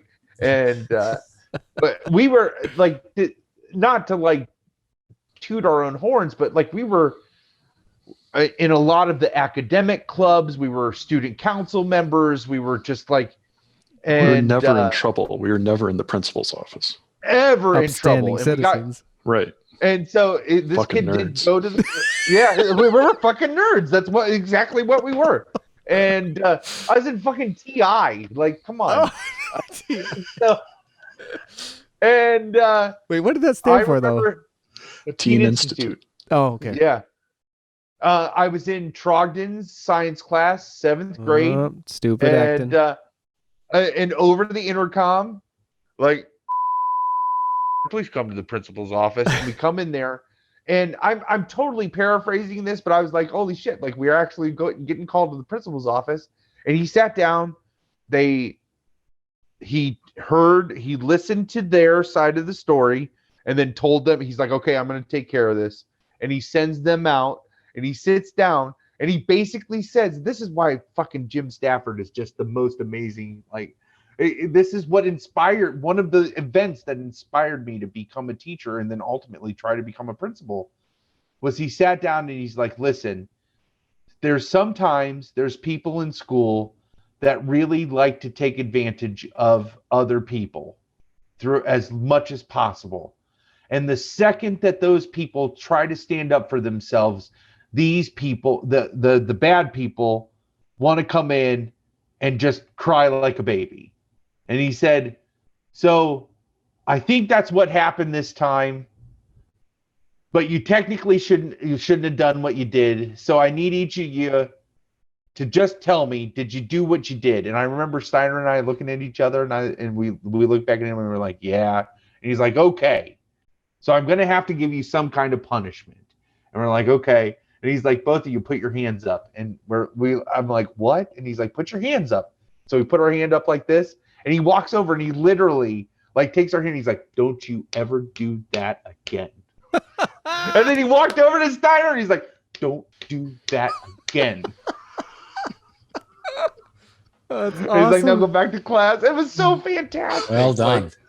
Yeah. He understood the dynamics more than we could see it, for sure. Absolutely. Oh, that's awesome. Well, I was going to ask you, and I'm happy we can just move to the Exodus, but I was kind of just curious about the baptism day, like how you felt. Did you feel like I don't know, or was it all just the kind of stress of a public event? I don't know. Did you feel a spiritual Yeah, I don't think I felt stress. I felt like calm about it, or like felt welcomed by people. I mean, I think it's fairly common when you're in a group of people who all share your similar beliefs. Well, no matter what that similar belief is, you're probably going to have some heightened endorphins and chemicals, and you're going to experience this positive feeling when everybody is showing you so much gratitude, or love and affection and support, and that sort of thing. I don't know if I necessarily would. Maybe at the time I would have said it was a religious experience, but I think if I would have called anything religious experience, it's probably what Palmer referred to, that initial change and that call to repent, that feeling separated from God and feeling that loneliness and wanting to fix things. That time frame was more of the religious experience than the rest of the process. And then how did you, Palmer had this great question like hours ago about, I think, moving towards the realization that this was not a good thing for you. Palmer, do you remember what your question was? I could always insert it here, or I don't know. I'm just curious at what the foundation of, where was the first recognizable chink in this decision? Yeah. So, as you go, you just, especially someone who's still going to college, I was still going to college to be a teacher. So I was still getting some level of education and exposure, and I'm sure some of those things kind of subconsciously played into it. Thanks, Dr. Weinstein, for sure. But I would say it just kind of culminated in the fact that I just didn't feel as strongly about some of the things that other people around me felt super strong about. Now, so I'd been a church member now for apparently longer than I thought. If this was 99, maybe I was baptized in 2000. I don't know. I don't have the thing, but maybe baptized in 2000. But in just a couple of years, I was, I guess, voted on or whatever to be an usher in the church. And that basically means at events, you help get people where they should be. So like at a wedding or a funeral, or even during regular Sunday, help getting people out and getting people to the lunchrooms and getting people out of the lunchrooms and moving people around. But, it's symbolically like, hey, this guy, he's going places, he's someone in the church who we respect and we believe in and really holds true, and so on and so forth. And so I was doing that job, which actually was really good, because as I started to doubt and listen to more mainstream theological, on Christian radio, right? You'd actually get people who were trained in theology, and so they could break down theological concepts, and what they were talking about, at least I could track and made sense to me. At the time, it doesn't necessarily make sense to me now, or I don't agree with it now, but at the time it made sense because I could track the theology. Whereas when I would go to church, it would be gentle pleading, but it'd be like the same stuff, and it wouldn't have any basis in any sort of, so the format was you would read text in the Old Testament, have a prayer, read text in the New Testament, and then there would be 30 minutes of talk after that. Well, a lot of them, there would be no, I read the text, I pray, read the text, and then I just talk about whatever I want to talk about. Where you would tune into these other preachers, right? And they would read the text and they would break it down and they would talk about it. And what does this mean? And what's the context when it was written versus how we interpret it now? And there was this kind of, there's a word for it, I can't think of it, but this theological approach, or this, how you interpret the Bible, right? There's a whole course on how to interpret the Bible, and maybe different versions of the Bible versus the King James only version, which we were only allowed to have in the Apostolic Church. And that led to reading other texts Steiner referred to. Just even these aren't atheist texts or anything. They're just people who have written these compendiums that commentaries on the Bible. And so you just get to the point where you're like, listen, I'm not opposed to greeting with a holy kiss, but this has nothing to do with whether somebody's forgiven or saved by the blood of Christ. I'm fine if you want to sit separately with men and women because there's ways you're feeling like you're helping people who are widows or widowers, or the single people in your congregations to feel welcome, rather than people sitting in family groups and then everybody else kind of feeling like, where do I sit? Great. That has nothing to do with biblical theology about salvation. If you want to talk about my haircut, great. But again, nothing to do with whether I'm saved or not. And I felt this conflation of tradition and how we do things would run over really easily into judgment about whether somebody had strayed away from God and was now condemned to hell. And you're like, we're talking about the color of my tie, or whether I should wear a white shirt or a colored shirt under my suit to church. We're just talking about mind-blowingly small things versus, for example, if you're a Christian at all, you understand, I'm not saying you, I mean the general audience, the idea of I don't know, like basic theological concepts, justification, which is a theological concept that I, as a human, could never do anything to earn the salvation and the peace of God. And so I am justified through the death of Christ. And so his perfectness covers my imperfectness. That is like a foundational theological concept in virtually every realm of Christianity. Never once was I ever taught about justification or the concept of sanctification, which is the twin brother of justification, meaning this process by which simply you get better as you go because you learn more, not the opposite of what I learned was, hey, now that you've been baptized, you're perfect at this point in time. Now you're perfect. We expect you to be perfect from now until death. That's the expectation. Holy living, perfectness. Now, you might have failures and shortcomings, right? But that's the perfection. Had somebody told me, let's talk about justification, you're saved. The blood of Christ covers you. Nothing you do or don't do messes with that. That's taken care of. Now let's talk about sanctification.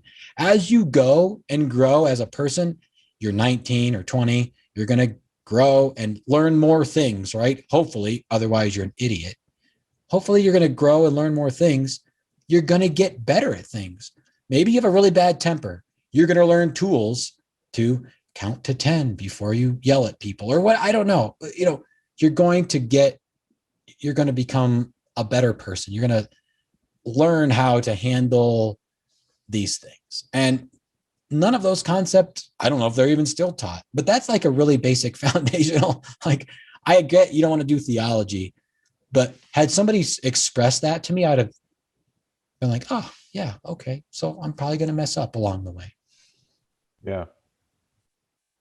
So that was it, Palmer. Sorry. The long answer is I just saw this divide opening further and further between my actual life and being a person who does things wrong, and that not being what this church expected of me that I could ever live up to. Right.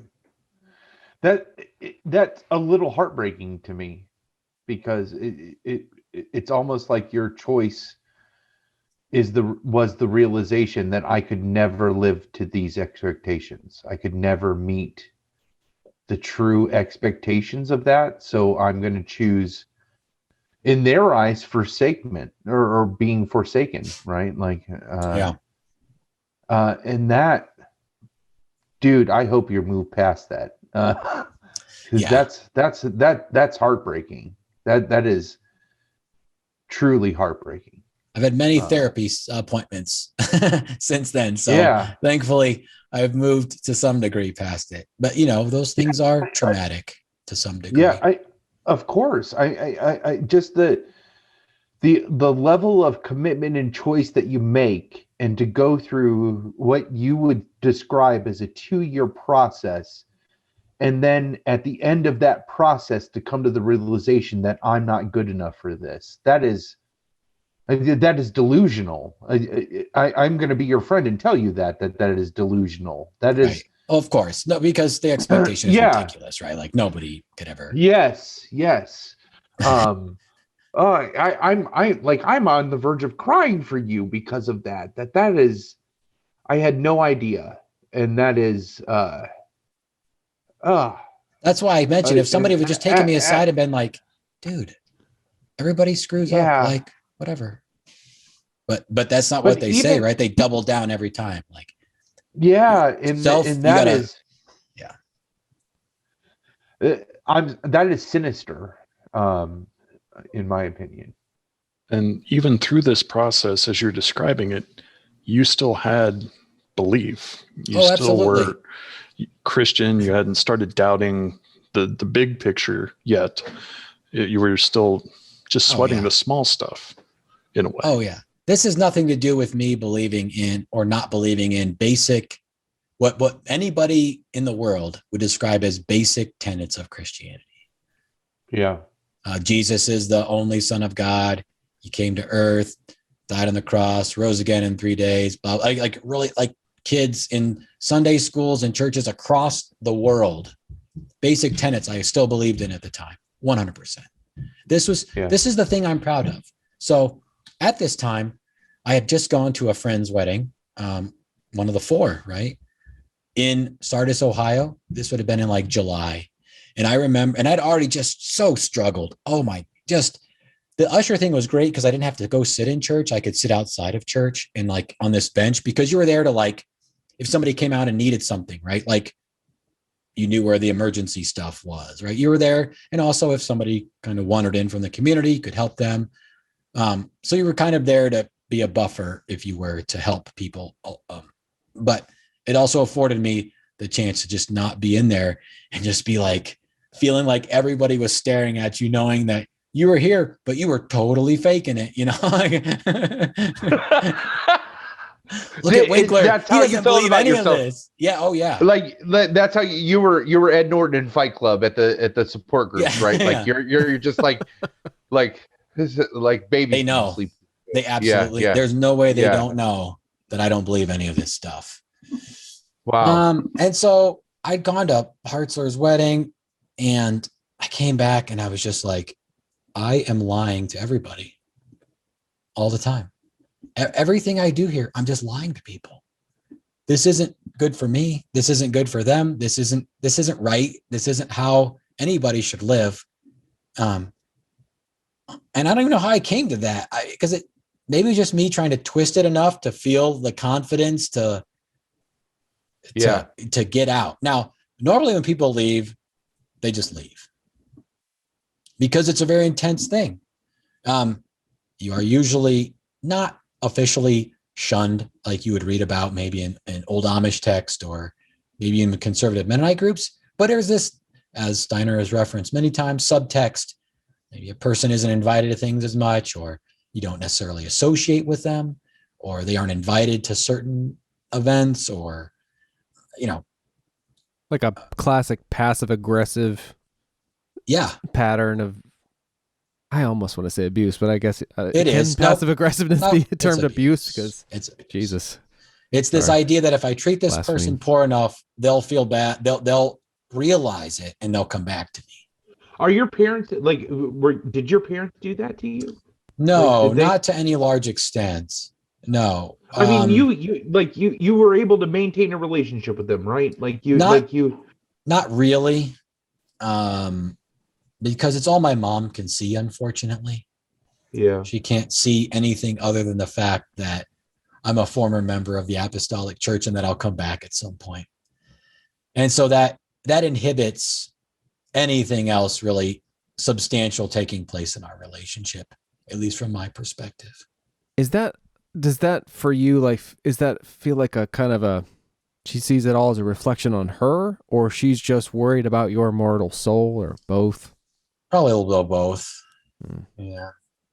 But probably more the latter. Like everyone's focus is on the latter. They care about you. They don't want you to go to hell.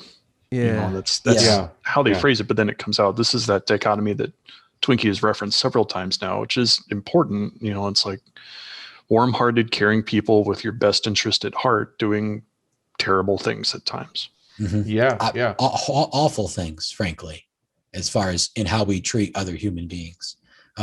But here's what I did. So I didn't do what other people do, in the sense that I just was like, peace out, suckers, I'm not coming back. I think I went to Merle. I think I started with him and just said, like, hey man, this isn't working. It's not you, it's me. But basically, like I said, it's my intention to revoke my membership of the Apostolic Church. Here's some really basic reasons why. I just don't hold these things as closely as I see other people. And I have, substantial disagreements on some of the emphasis that the Apostolic Church places on things, which did not go over well. Wow. What was that? Was that like a call? Like you had to wait for a couple days and that was, and feel can I come over to your house? What works? Yeah. A couple days probably. And then show up and then have to do that. Yeah. That and he sucked. wasn't just like, look, we've been over this. 2 years is the cap. I know you jerk off. I invested. don't need to talk about it anymore. Well, note this is a different elder. This is a different person. I'm sorry. Yeah. Okay. Who is not the kind patriarchal, experienced fellow from before. He's and overwhelmed. This is the guy. This is the person that's part of the schism. Mm-hmm. He's silenced and ends up leaving to go to the other church in 2012. Who favors the side of wanting a more conservative? He wants to retain the faith that has been slowly slipping away. They want to go back to the old ways. So definitely not welcoming of someone who would, because by the way, when you're talking about like people, everyone's familiar with these idea of sanctification and this, that, or the other. I think you're giving way too much credit for sort of general Christianity's sort of sense of questioning and seeking. But I mean, I'm sure there is that. But obviously, so this gentleman is not going to be the slightest bit open to questioning of anything. You've reached a decision. You make this incredibly brave call. Steiner has his finger on the pulse of it. This man is overwhelmed. He's overworked. He's exhausted by the constant conflict that's been happening for the past by the time I go talk to him, 4 years, I think, since he's been an elder, just being assaulted. That's not the right word, but just buffeted, overwhelmed for sure. Like even in the short time, I was around the church somewhat during this time, not all the time, but you could see he aged 20 years in 2. The effect was dramatic. He was a minister before, so he was involved in doing stuff, but there was a dramatic effect on him personally, which is a terrible thing to see, but, it's hard to give too much sympathy in this particular case, but there was a dramatic effect on him personally during this time. Right, and just taking very hardline stances on things.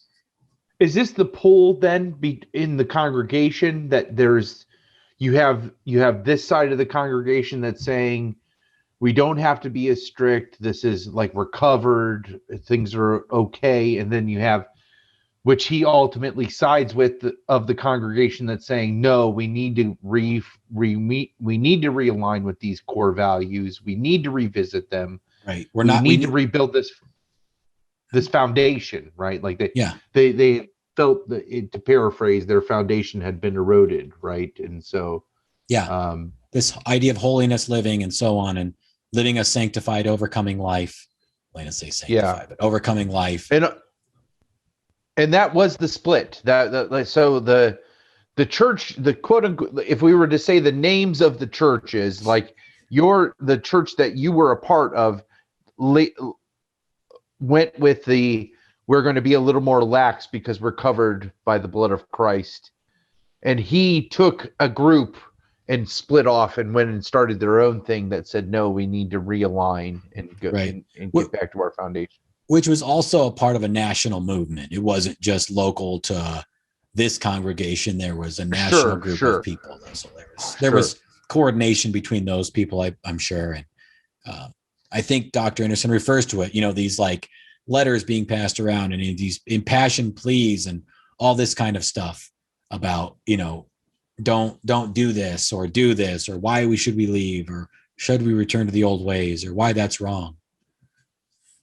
Wow. And again, that doesn't happen overnight. So even as early as when you're going through your own personal realizations of these things, he's already being affected by this 100%. These are this path that the church is marching towards. Yeah, and Dr. Anderson talks about it. There's not a lot of splits in the Apostolic Church, and so they just build up over time. And it's been 50 years, right? And since the last split, 60 years since that last split. And so you have 60 years of this tension building between all these factors that he talks about, urban churches versus rural churches, these maybe business-minded people who dabble maybe in a little things they're not supposed to, like theology schools, or listen to preachers on the radio, or so there's this building up. And so he just kind of caught in, I'm going to take a stand that wasn't welcome at a national level from the national body. And then that leads to the final split, which again happened 8 years after, a while after I left, but certainly was existing in its, I wouldn't even say infancy, in its teenage rebellion-ish, by the time I left. Did those conversations influence you, like, at all? Was that part of the sort of awakening or new understanding of things that you came to? No, I was really terrible. I'm terrible at politics, like even like work politics or organizational politics. So I didn't really get it. Like, for whatever reason, I can't feel or see those things. I'm so terrible at it. This was just my own exploration. I remember I went to, it's called Parkside Church in Cleveland. It's a prominent pastor on the radio who's like a Scottish pastor. His name is Alistair Begg. But anyway, I remember listening to him and being like, some of this makes sense to me. And I went up there on a Sunday evening. So I went to church in my church on Sunday morning and Sunday afternoon, which left me open for Sunday evening. And I went up there. Full day. Oh my God. Yeah. And sat in to listen and just get a feel for it. And that was it's one of those experiences where you leave there and you're like, I don't know if I can ever go back. Like, how can I go sit in that church knowing that I just disagree with all of that, and I actually agree with this, which is diametrically opposed in some ways to what I'm currently living. And so what sort of denomination was that? More of like just a non-denominational, but not like Unitarian type thing. No, again, still very like conservative, Calvinistic Christianity. You're not going to find anything general Protestantism. Yeah. Nothing weird or crazy there for sure. Kind of thing you'd find on the radio. Yeah. That's right. Yeah. Yeah. Christian radio. If you turn it in now, it's probably the same thing. So you go and talk to this guy. Yeah. And you say, I can't reconcile these two versions of me. That's exactly how it was.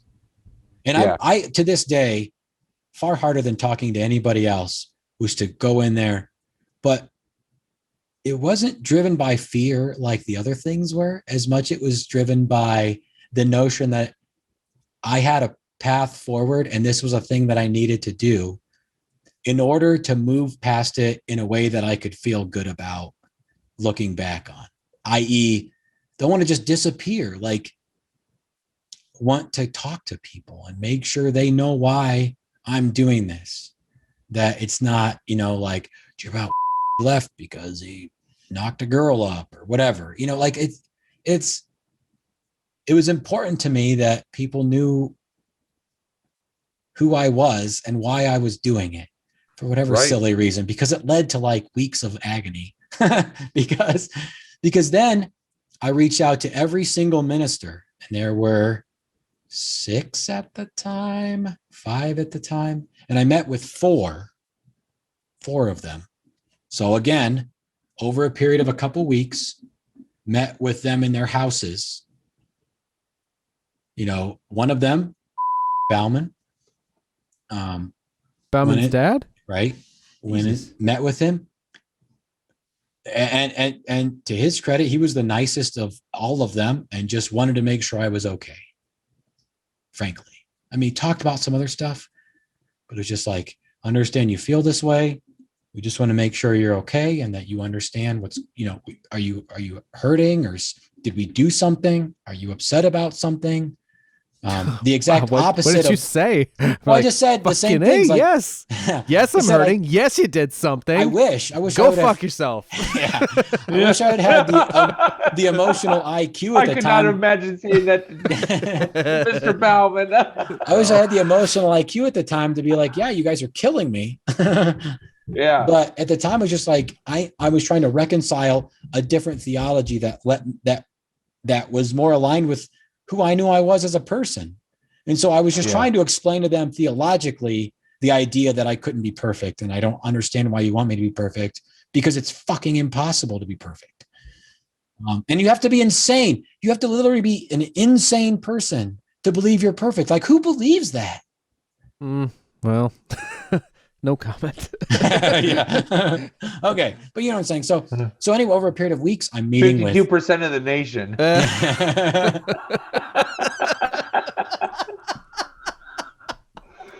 Hey. Hey-oh. Got the most him. perfect you'd ever seen anybody more perfect. Yeah. That's why I wish in some ways we could get that. I don't know that Dr. Anderson would know, but I'd be very curious about the correlations, because so much of what was co-opted from just general Protestantism or whatever. Anyway. Yeah. But so I end up talking to each of them. One of them was just an absolute dick bag, like just fucking bag of dicks, and you're like, looking did any back, of them it's like, see the opportunity as like, maybe I should try, like, did any of them try to talk you out of it? Yeah, did that was the bag of dick guy. Yeah. The bag of dick guy. Was just like, it you're was like making the a- gentle like a pleading shitty that choice must have of, had. Just no, but it was the opposite of that, right? It wasn't like, hey, we're concerned about you. Let's talk through some of your theological concerns. Maybe we can find a way to meet in the middle, or maybe we can explain to you our perspective. It was talking down to you. This, just a bag of dicks. That's how I don't you know win to somebody describe over that already has doubts about what you're doing. it. Yeah. Like, They're kind of putting it on you, I'm guessing, too. Like, yeah. Oh, for sure. Yeah. So going through that experience, but again, I took the time to reach out and sit down and talk with each of them in what I would consider almost a hostile environment, i.e. their house, right? You're going into somebody's personal space and having these conversations. And so after those you don't believe what they believe, essentially. Yeah. Like it's, and that house could very well be built upon those beliefs that you are coming in to say, I'm not buying this. Like, so after those 4 conversations, I was like, hey, Merle, we need to talk. I've done this. We are not meeting at your house because that sucks. Going to people's houses.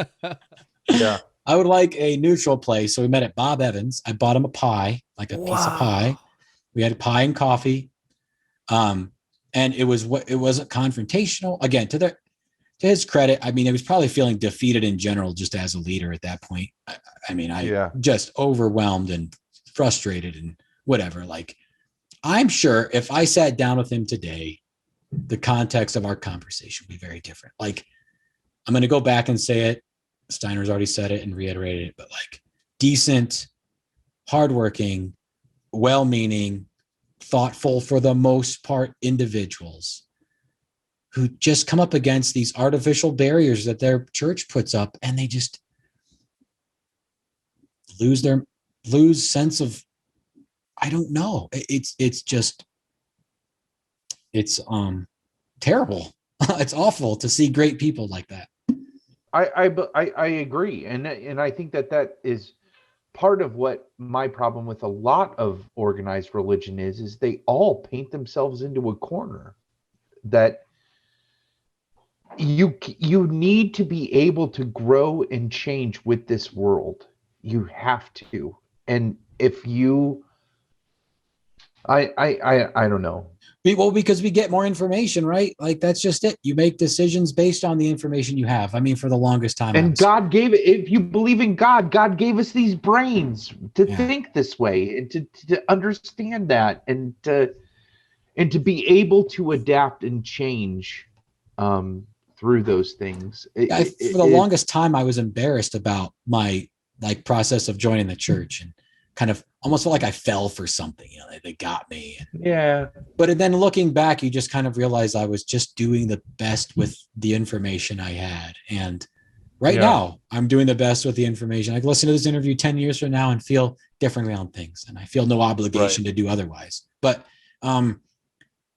just doing the best with the information that I had and the who I am as a personality, and trying to go about bettering oneself, and it just not being the right fit. And unfortunately, in this case, it leads to all kinds of heartbreak and pain and divisiveness, and relationships are just never the same, no matter how you look at them. There are people who are great to me. I was working again at a business owned by Apostolic Christians, and there were people who were great and looked out for me, frankly. Just made my life better in some ways. And there were just some real pieces of shit, unfortunately. Yeah. And which is everywhere, every community that you're a part of. And there are people who are good people who were pieces of shit just because of that circumstance, but there are people who are just pieces of shit no matter what, and they just kept being pieces of shit to me afterwards. So they're not good people. So seeing that range, I think over time has helped me get to the point where I just have to come to the realization that humans are most people really are trying to do the best they can. There are some people who aren't, but a lot of people really are. And so being a little bit patient and extending a little bit of grace and kindness when it doesn't necessarily seem like the easiest or best course of action can be helpful. Doesn't mean you excuse terribleness or mistreatment or habitual shittiness, for sure, but just leeway in there, I think, is good. If there, it sounds like it did in fact have a very similar feel, but in the opposite direction of you leaving the church. So was there would you say that the Bob Evans meeting was like the line of demarcation of you being a member of the church, and then when you left that meeting, you were no longer a member of the church, right? Correct. Like almost like you're anti-baptism, if you will afford me that. And I think they do some sort of official thing afterwards. They at least do like a member meeting to let people know, like, you're out. There was at one point like this thing where they would like, I would be interested if they still do this, where they like remove your name from the book of life. Because this is this like, what? Wait, what? That is fucking crazy. Okay, like, so some of this is just like Steiner, like it's so like he's like, I knew this way before you did, Twinkie. No, you're digging up things that I just barely remember, and I can't help but chuckle at the ridiculousness of it and the reaction from these two who are just taken aback by it. Yeah, it just sounds so petty. Like, and now we're gonna strike him from the book of life.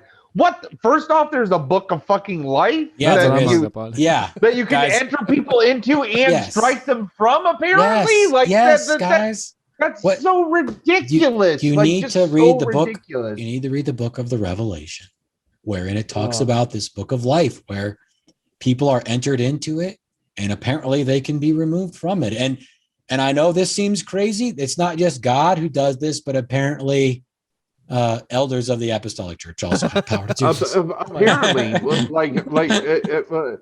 well, listen, priests are a direct main line to God if you're a devout Catholic, right? So that you might as well be talking to God, who, because the priests go through Pope, and et cetera, all the way up.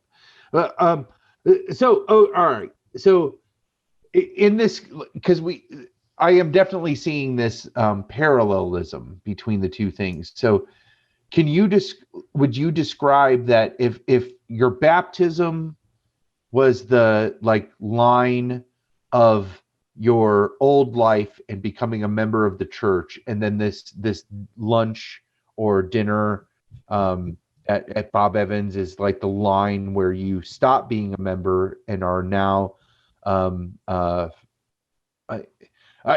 mean, I almost feel like if you leave the church, you are automatically forsaken. Like you don't have a choice. You're until you come back, right? So, what the morning after both of those events, I have to feel like there's a like after sleeping on it and waking up the next day after both of those events happening, are they similar? Are they the same? I guess that's. Did you would be feel similar, peace right? like after the but Bob are they Evans ones? Yeah. Like, were you at peace with both of those decisions, like the morning after those events? Yeah, so certainly we talked about the first one for sure, because it's probably the best I felt the entire time, because you are at least led to believe you're in this place of perfection. Right. And then it only kind of goes downhill from there. But I would say afterwards, I don't remember specifically, but I think there's probably this initial relief of just like, it's done, right? Like you just turned in the high school, the paper that you've been working on for 3 months, and you don't give a shit what the grade is, but you just turn the thing in. So there's that sense of relief. I definitely remember though, having these ideas, like, am I doing the right thing? You know, in weeks or months afterward, you'd get these like, just like, am I doing this right? Like, did I make the right decision? Am I going to hell? Like, And would you be getting like letters and stuff from other members who are just like, it's weighing on them, and so they're reaching out to you? Oh, so I probably, you know what? I probably did get phone calls. I don't know if I got letters. I mean, I remember at the place I was working, I would occasionally get cornered until the owner was like, why don't you come work on sales in the office with us? And bailed me out a little bit of working out in like the general environment where you could get cornered, because the elder who I had just left the church worked there. Oh, geez. It's so fucking insular. It's so that's the other, and again, that's the other piece of organized religion that of a lot of organized. It's so insular. They infiltrate so many levels of your life that you just can't get away from it. You almost don't have a choice. And because the stakes are like couldn't be higher, you know. Yeah. And they're all just like, this person is now going to be eternally damned. I gotta save him. Yeah. And you're like, well, I feel like I'm living in a hell on earth. I gotta get out of this. Well, and now, I mean, I remember having a conversation with the two owners and just being like, hey, just so you know, this is what's going on. Yeah. Like, if you don't want me to work here, I'll find something else. Like, I'm open to whatever. I'm not trying to cause any sort of issue here, because it's all people from the apostolic, not all, but 95%. And that's when they were like, we would like you to stay, probably because at the time I realized you can't really fire somebody because their religious is different. But I don't know HR rules, right? But yeah, and I was willing to just, be like, listen, we both know this could be unhealthy. But that's when they were like, why don't you just come in here and we'll make sure that, you're good. And I think very kindly, and still try to send Christmas gifts and, recognize that sort of behavior versus some of the less spectacular interactions involving the accusation that I had adopted the spirit of the Antichrist. So, whoa, that is an impressive feat if you had pulled it off. I tell you, and to do it so casually, you know what I'm saying? Well, you look fantastic without even trying, really. Yeah. I was wondering how you stayed so young, where this golden voice comes from. A lot of things are starting to make sense. When you sell your soul, there's some bennies. Yeah. Shit. Yeah. Have you ever seen The Devil's Advocate, Twinkie? Yeah, I have. You remember that thing where Keanu Reeves says to Al Pacino in that great climactic thing? He's like, the Antichrist, and he's like, yeah. I'm thinking about that. It's been you. Oh, shit! I just remember the great sex scenes from The Devil's Advocate. That's what I remember. Yeah. Oh my. Charlize Theron. Man, I still prefer Mad Max Charlize, but that's yeah. Okay, so you had said that you were really proud of the way you left, and I have to imagine that you mean that you didn't disappear into the night and kind of slink off, but rather you went and talked to all of these different people and had these tremendously difficult conversations. Yeah. Was some, and I have to say, hearing it, it's you are justified or whatever in being proud. That is highly commendable behavior, whether someone is leaving a church or whatever, to just like talk it out with people. And that was a level of accountability like you didn't owe them, you know? Right. But I imagine you did for yourself. But yeah, just that I can look back and say, like, you know what, I didn't leave anything on the table. Was just honest with people I felt like I needed to be honest with, and they needed to know. And I'm really glad I did it that way. Did part of you do that? And you were saying, because you kind of wanted people to know why you were leaving and stuff. I guess a curious question of mine is whether or not some of that might have been as a breadcrumb trail to others who might want to find their way free of the same dilemmas. I definitely had conversations with people afterwards who were like, "Hey, you know, what was it like? How did you do it?" Had some relationships with people as far as like people both single and in families who left the church after I left, and just had some conversations. Of course, my life afterward, after I was in this, I never really joined another church, as you can imagine, a slightly traumatic experience, but attending other churches. And then I'd moved to Alaska for school, for air traffic control. And then in Alaska, just kind of continued a slower move away from Christianity in general. And then kind of just completed the notion that, like, hey, maybe this isn't for me in general. Like, there's a lot of things about this that don't match up with who I am. A lot of that being my support of like the LGBTQ community, which you don't find in a lot of mainstream Christianity, or just a sense of tolerance at all in like, hey, the person is Muslim. Okay. Fantastic. You're a Christian. Wonderful as well. Okay. Let's just not blow each other up. And just not wanting to deal with a lot of that. I think just like Palmer has said, this just dogmatic approach, it's tiresome, frankly. Yeah. And it kind of wears on you. So incredible the amount of time and effort that gets put into that religion. And apostolics, I guess maybe not particularly, but certainly they do invest a lot of effort. There's a lot of time. There's all day Sunday, there's Wednesday evening, there's other times during the week, there's special events and a whole bunch of family stuff where thinking about that consumes a whole lot of bandwidth. And it's from the outside, it's certainly like, man, what are you guys doing? Like, you could be accomplishing a whole lot more. Yep. Well, bizarrely, like one of the most sort of difficult things for me to reckon with religion is exactly what you guys were all talking about, but like the exclusionary nature of it. You know, it's like, got to be this, and if you're this, great, but if you're not, you know, we don't even go there. But what's especially heartbreaking about your own, here in your story, is that you felt that exclusion from within the thing that you were meant to belong to. Yeah. It's devastating.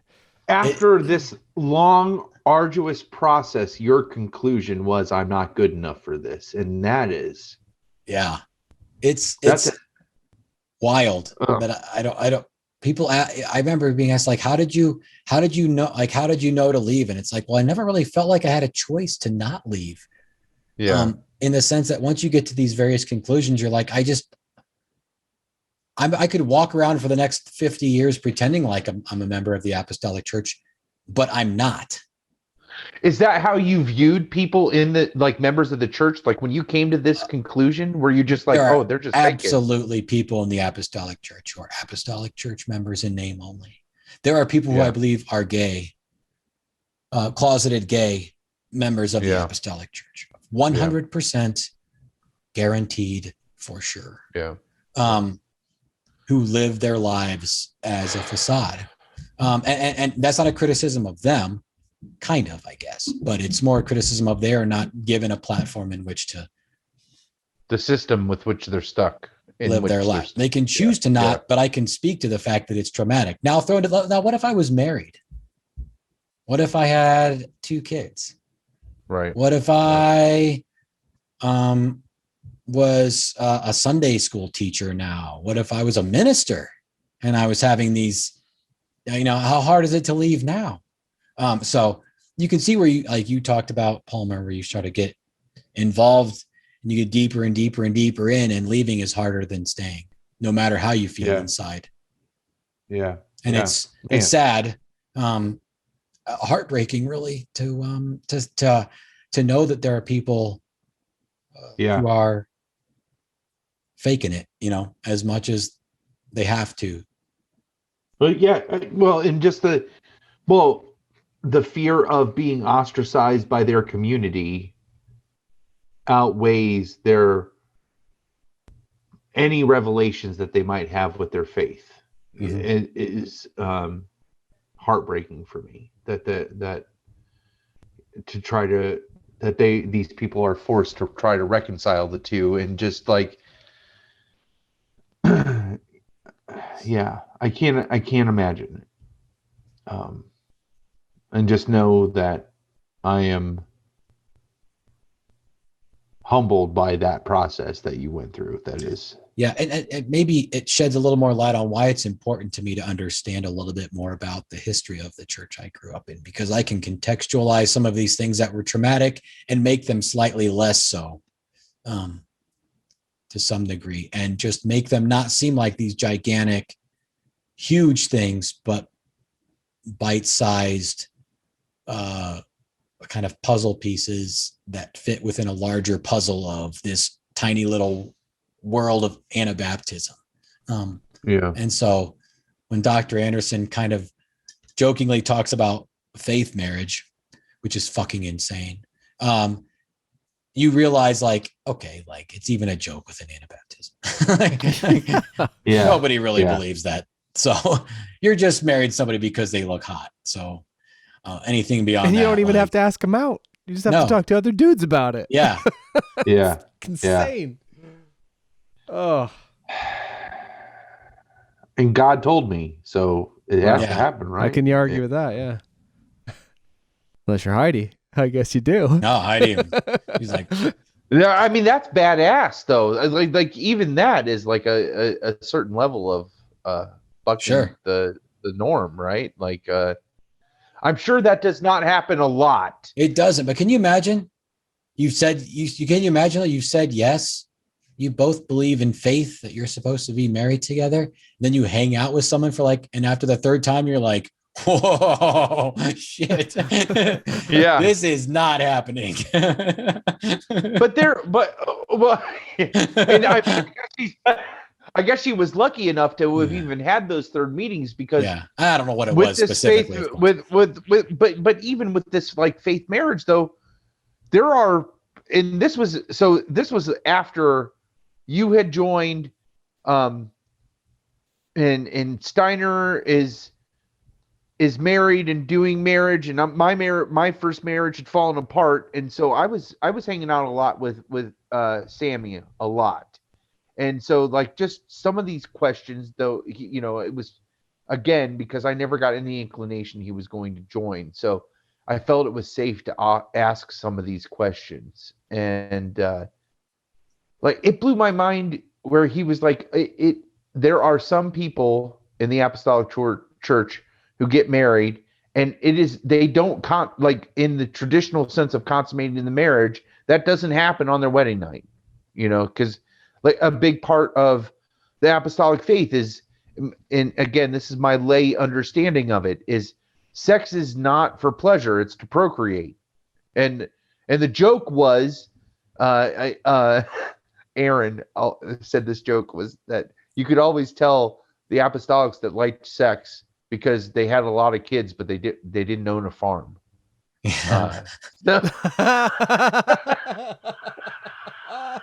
Well, and also they probably no one's ever talked to them about sex. They don't even know how to have sex, other than maybe they watched some porn at some point.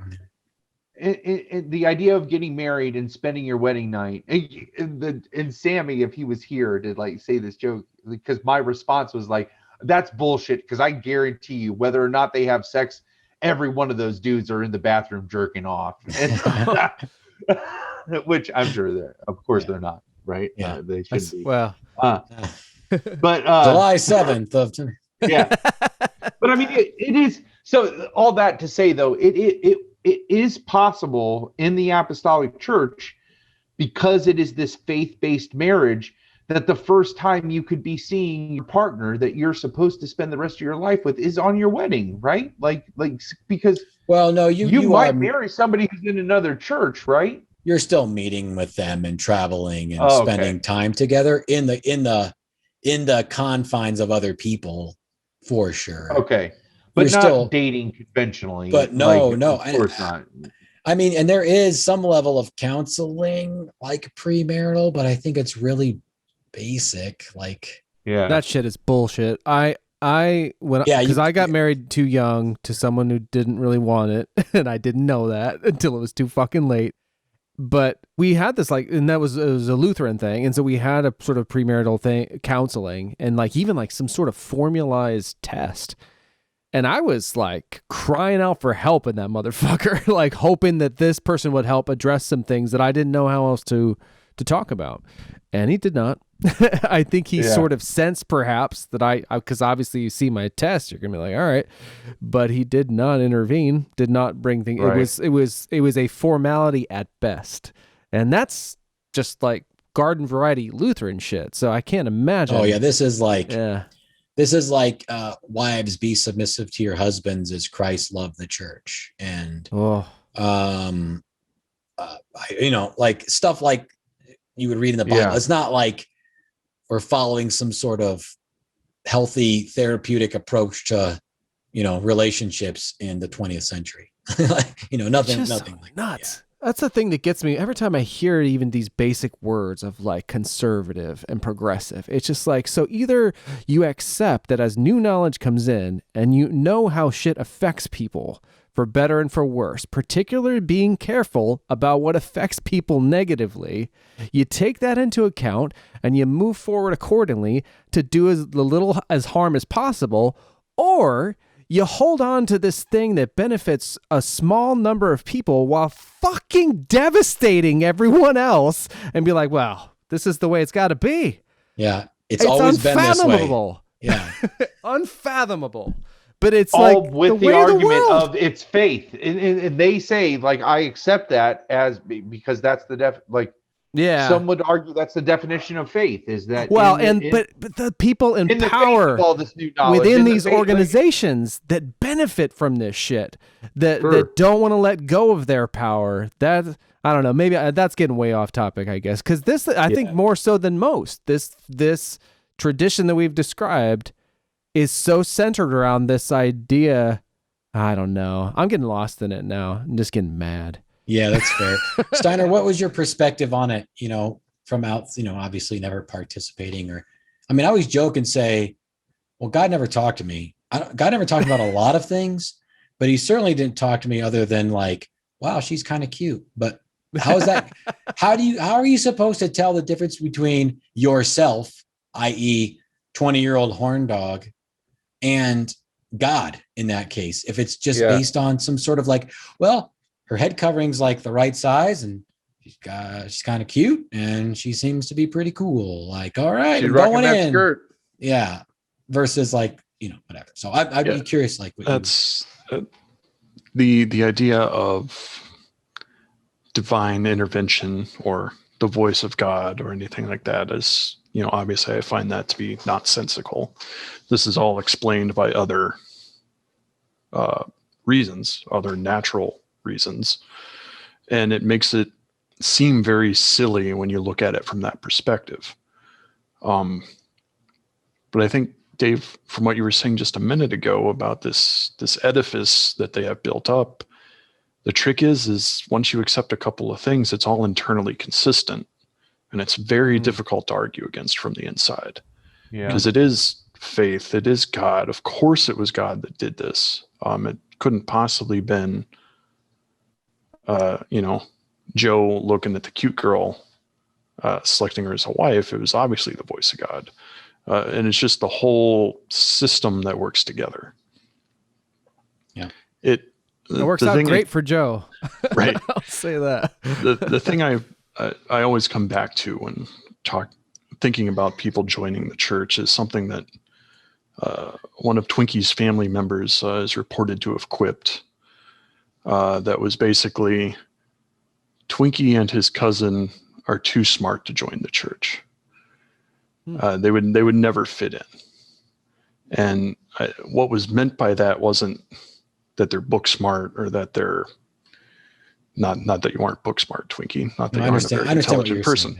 But meaning that they think too much or they ask too many questions or they're too self-aware. Exactly the journey that Twinkie has described of wanting to understand more and wanting to see how things worked and wanting to parse through how he fits into things is almost incompatible with that system. If you accept it at the face value, if you accept it at the internally consistent level, it all works and you can get along just fine. But if you dig a little bit deeper, you get the people who are in name only, or if you go a little bit deeper yet to where Twinkie was and is, you get somebody who says, no, this isn't a thing. I see through this now. And then it falls apart. Yeah. And it falls apart quick. It's that adage like about the I heard only recently about the black sheep of like of whatever, like a family of a lost sheep, perhaps in this case from the church. There we go. Is ostracized and seen from within as the bad apple, the black sheep, the one that is wrong, where from the rest of everyone's perspective, like from the people outside of that system or the black sheep itself, it might be the only one to see everything for the bullshit that it is. Yeah. Right. And, but it's one of the things I admire most about you, other than the sort of forthright way that you move through all this is that questioning. And because at the root of so much of it seems to be that kind of like, I don't want to hurt other people and I don't want to hurt, Yeah, I don't want needlessly hurt myself. Yeah. Yeah, but I don't want to lie to people. I don't want to be disingenuous. Right. And it would lead to a breakdown. I don't know how mentally I could have handled it, frankly, to be able to live like this dual life. It would have been awful. Who wants to do that? Who wants to be one thing around someone else and then be your true self when nobody's looking, as it were? That sounds like shit. You couldn't even survive doing that. Well, and you had, maybe for better or worse, close contact with some examples of that. Mm-hmm. We're a little bit forewarned in that situation. I think that may have been a beneficial thing. Yep.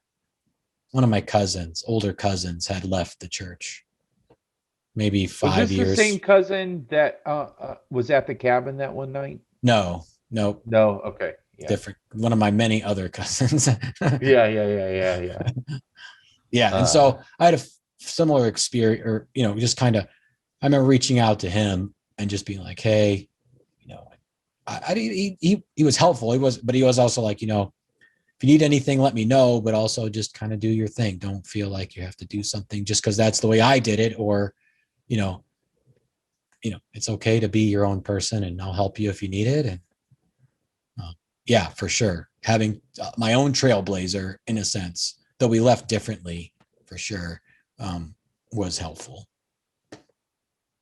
Well, this was a long time coming. And I think we we would build it up and it'd be kind of cryptic in some ways, but it was really, I don't know. I really appreciate you digging deep for this. I mean, from everything from the candidness, the honesty, to getting out that letter from our grade school principal, Jim Stafford. Yeah. Thank you so much for this. Thank you. I really enjoyed it. Much. Steiner, same to you. Thank you so much for your time. And I always enjoy Steiner's perspective as well, and hopefully get to hang out again in Absolutely. If you guys want to come down to Dayton, let me know. You want to head down this way. All right. or meet in Columbus even, because it's like kind of central. So Yeah. I'd be up for that too. So And a really big shout out again to Dave. I mean, Palmer, of course, you made it possible just by, encouraging it to happen with Dr. Anderson, and Dave. I had nothing to do with this. Alleviated my anxiety with multiple Zoom meetings that he didn't have to do, and I really appreciate it. It was really good. Yeah. Oh, that's nice of you to say.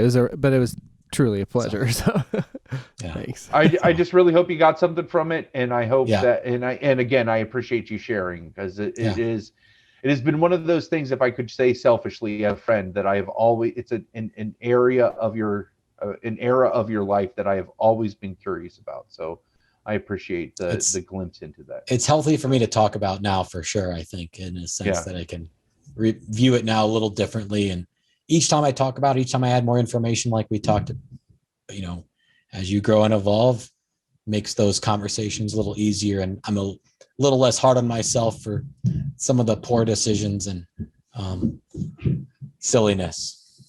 So, Awesome. All right, man. See you guys. Good deal. Yeah. Thanks so much. Have a great night, guys. Yeah. Have Love a you good one, guys. Long Walkers. Bye-bye. Yep. Love you guys too. There it is. Long Walk Short Drink episode 89. Thank you to Palmer for being my friend and podcasting co-pilot here. Thank you to Moto for his rockin' theme song. Very special thanks to Twinkie and Steiner for sharing. If you'd like to write to Twinkie, he has an email address dedicated to the show, and is encouraging folks to contact him at or by writing to 330cabinkid@gmail.com. You can email the show, lwsdpod@gmail.com. Follow us on Twitter at LWSDpod, lwsdpod.com for show archive and links to other related media. Subscribe, rate, review on whatever platform you're hearing or seeing me on right now. And thank you so much for joining us and for giving us your time. Stay tuned for that NJ's and the Jeff Sizzle reel if that's of interest to you. And until next time, cheers, Long Walkers. Long walk, short drink. Long walk, short drink. You've taken that long walk, oh short drink. This was a long walk, fucking short drink.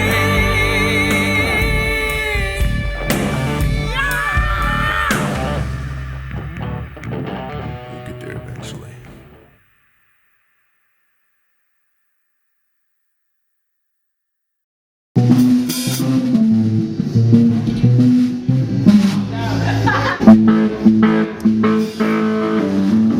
I have 4 white t-shirts. I didn't bring any other pants though.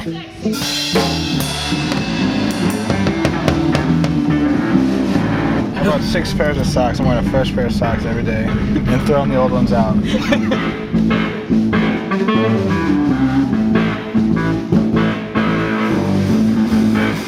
I'm gonna bring my own sheets.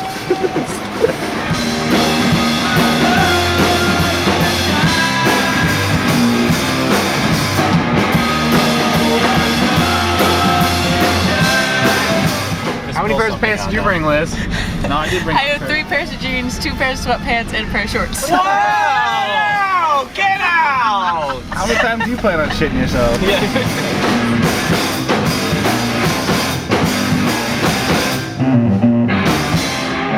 And Jason Jeff. Spring tour. Spring tour. In Van Capo. Rubber band and a pencil. If you got a problem, yo, I'll solve it. What's your PIN number? What's your account number? I don't know. Social security number. What's your address? Straight Akron, Ohio. What's your phone number? Akron, Ohio. I don't know my phone number. You don't need that. You have my identity, just don't call me.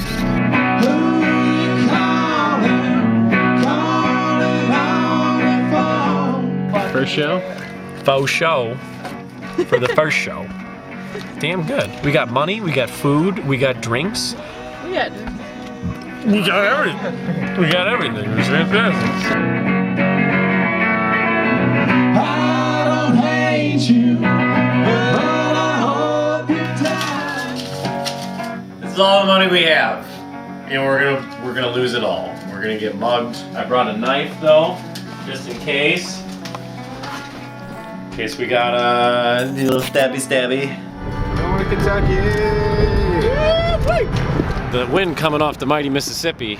It's Ohio River. Making it really cold. We're in God's country now. That's where we're going. Did I hear that? That's an amen on there, Big 10-4. Let me see this hair. I feel like a dirty little kid. Where are we going? We're going to the world's most awesome flea market. 5 shirts for $50. They trade guns for puppies. Give him your gun, they'll give you a puppy. Liz already wants to go home. I don't want to die I don't want to die here. here. I don't want to die here either, Liz. I want to die in Nashville. I'll die in Nashville, that's fine.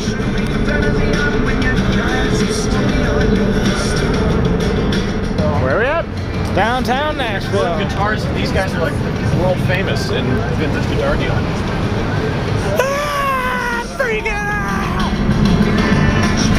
Dust out of my hair. I'm riding.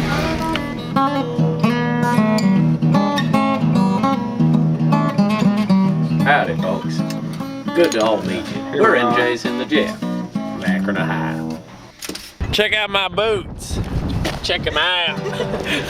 You just laugh. Oh my God, is that David Mayfield of the Grand Ole Opry? Oh my God, I think that's David Mayfield. Oh my God, is that David Mayfield of the Grand Ole Opry? Always marry an ugly girl. That's the only kind. She'll never ever leave you. And if she does, you won't mind. Where are we? We are at the Foo Bar, right outside Nashville. And I'm Duke Sass.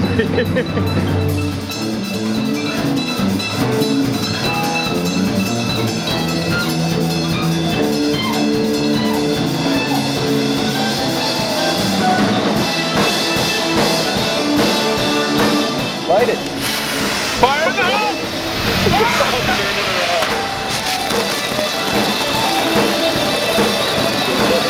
It's in the car!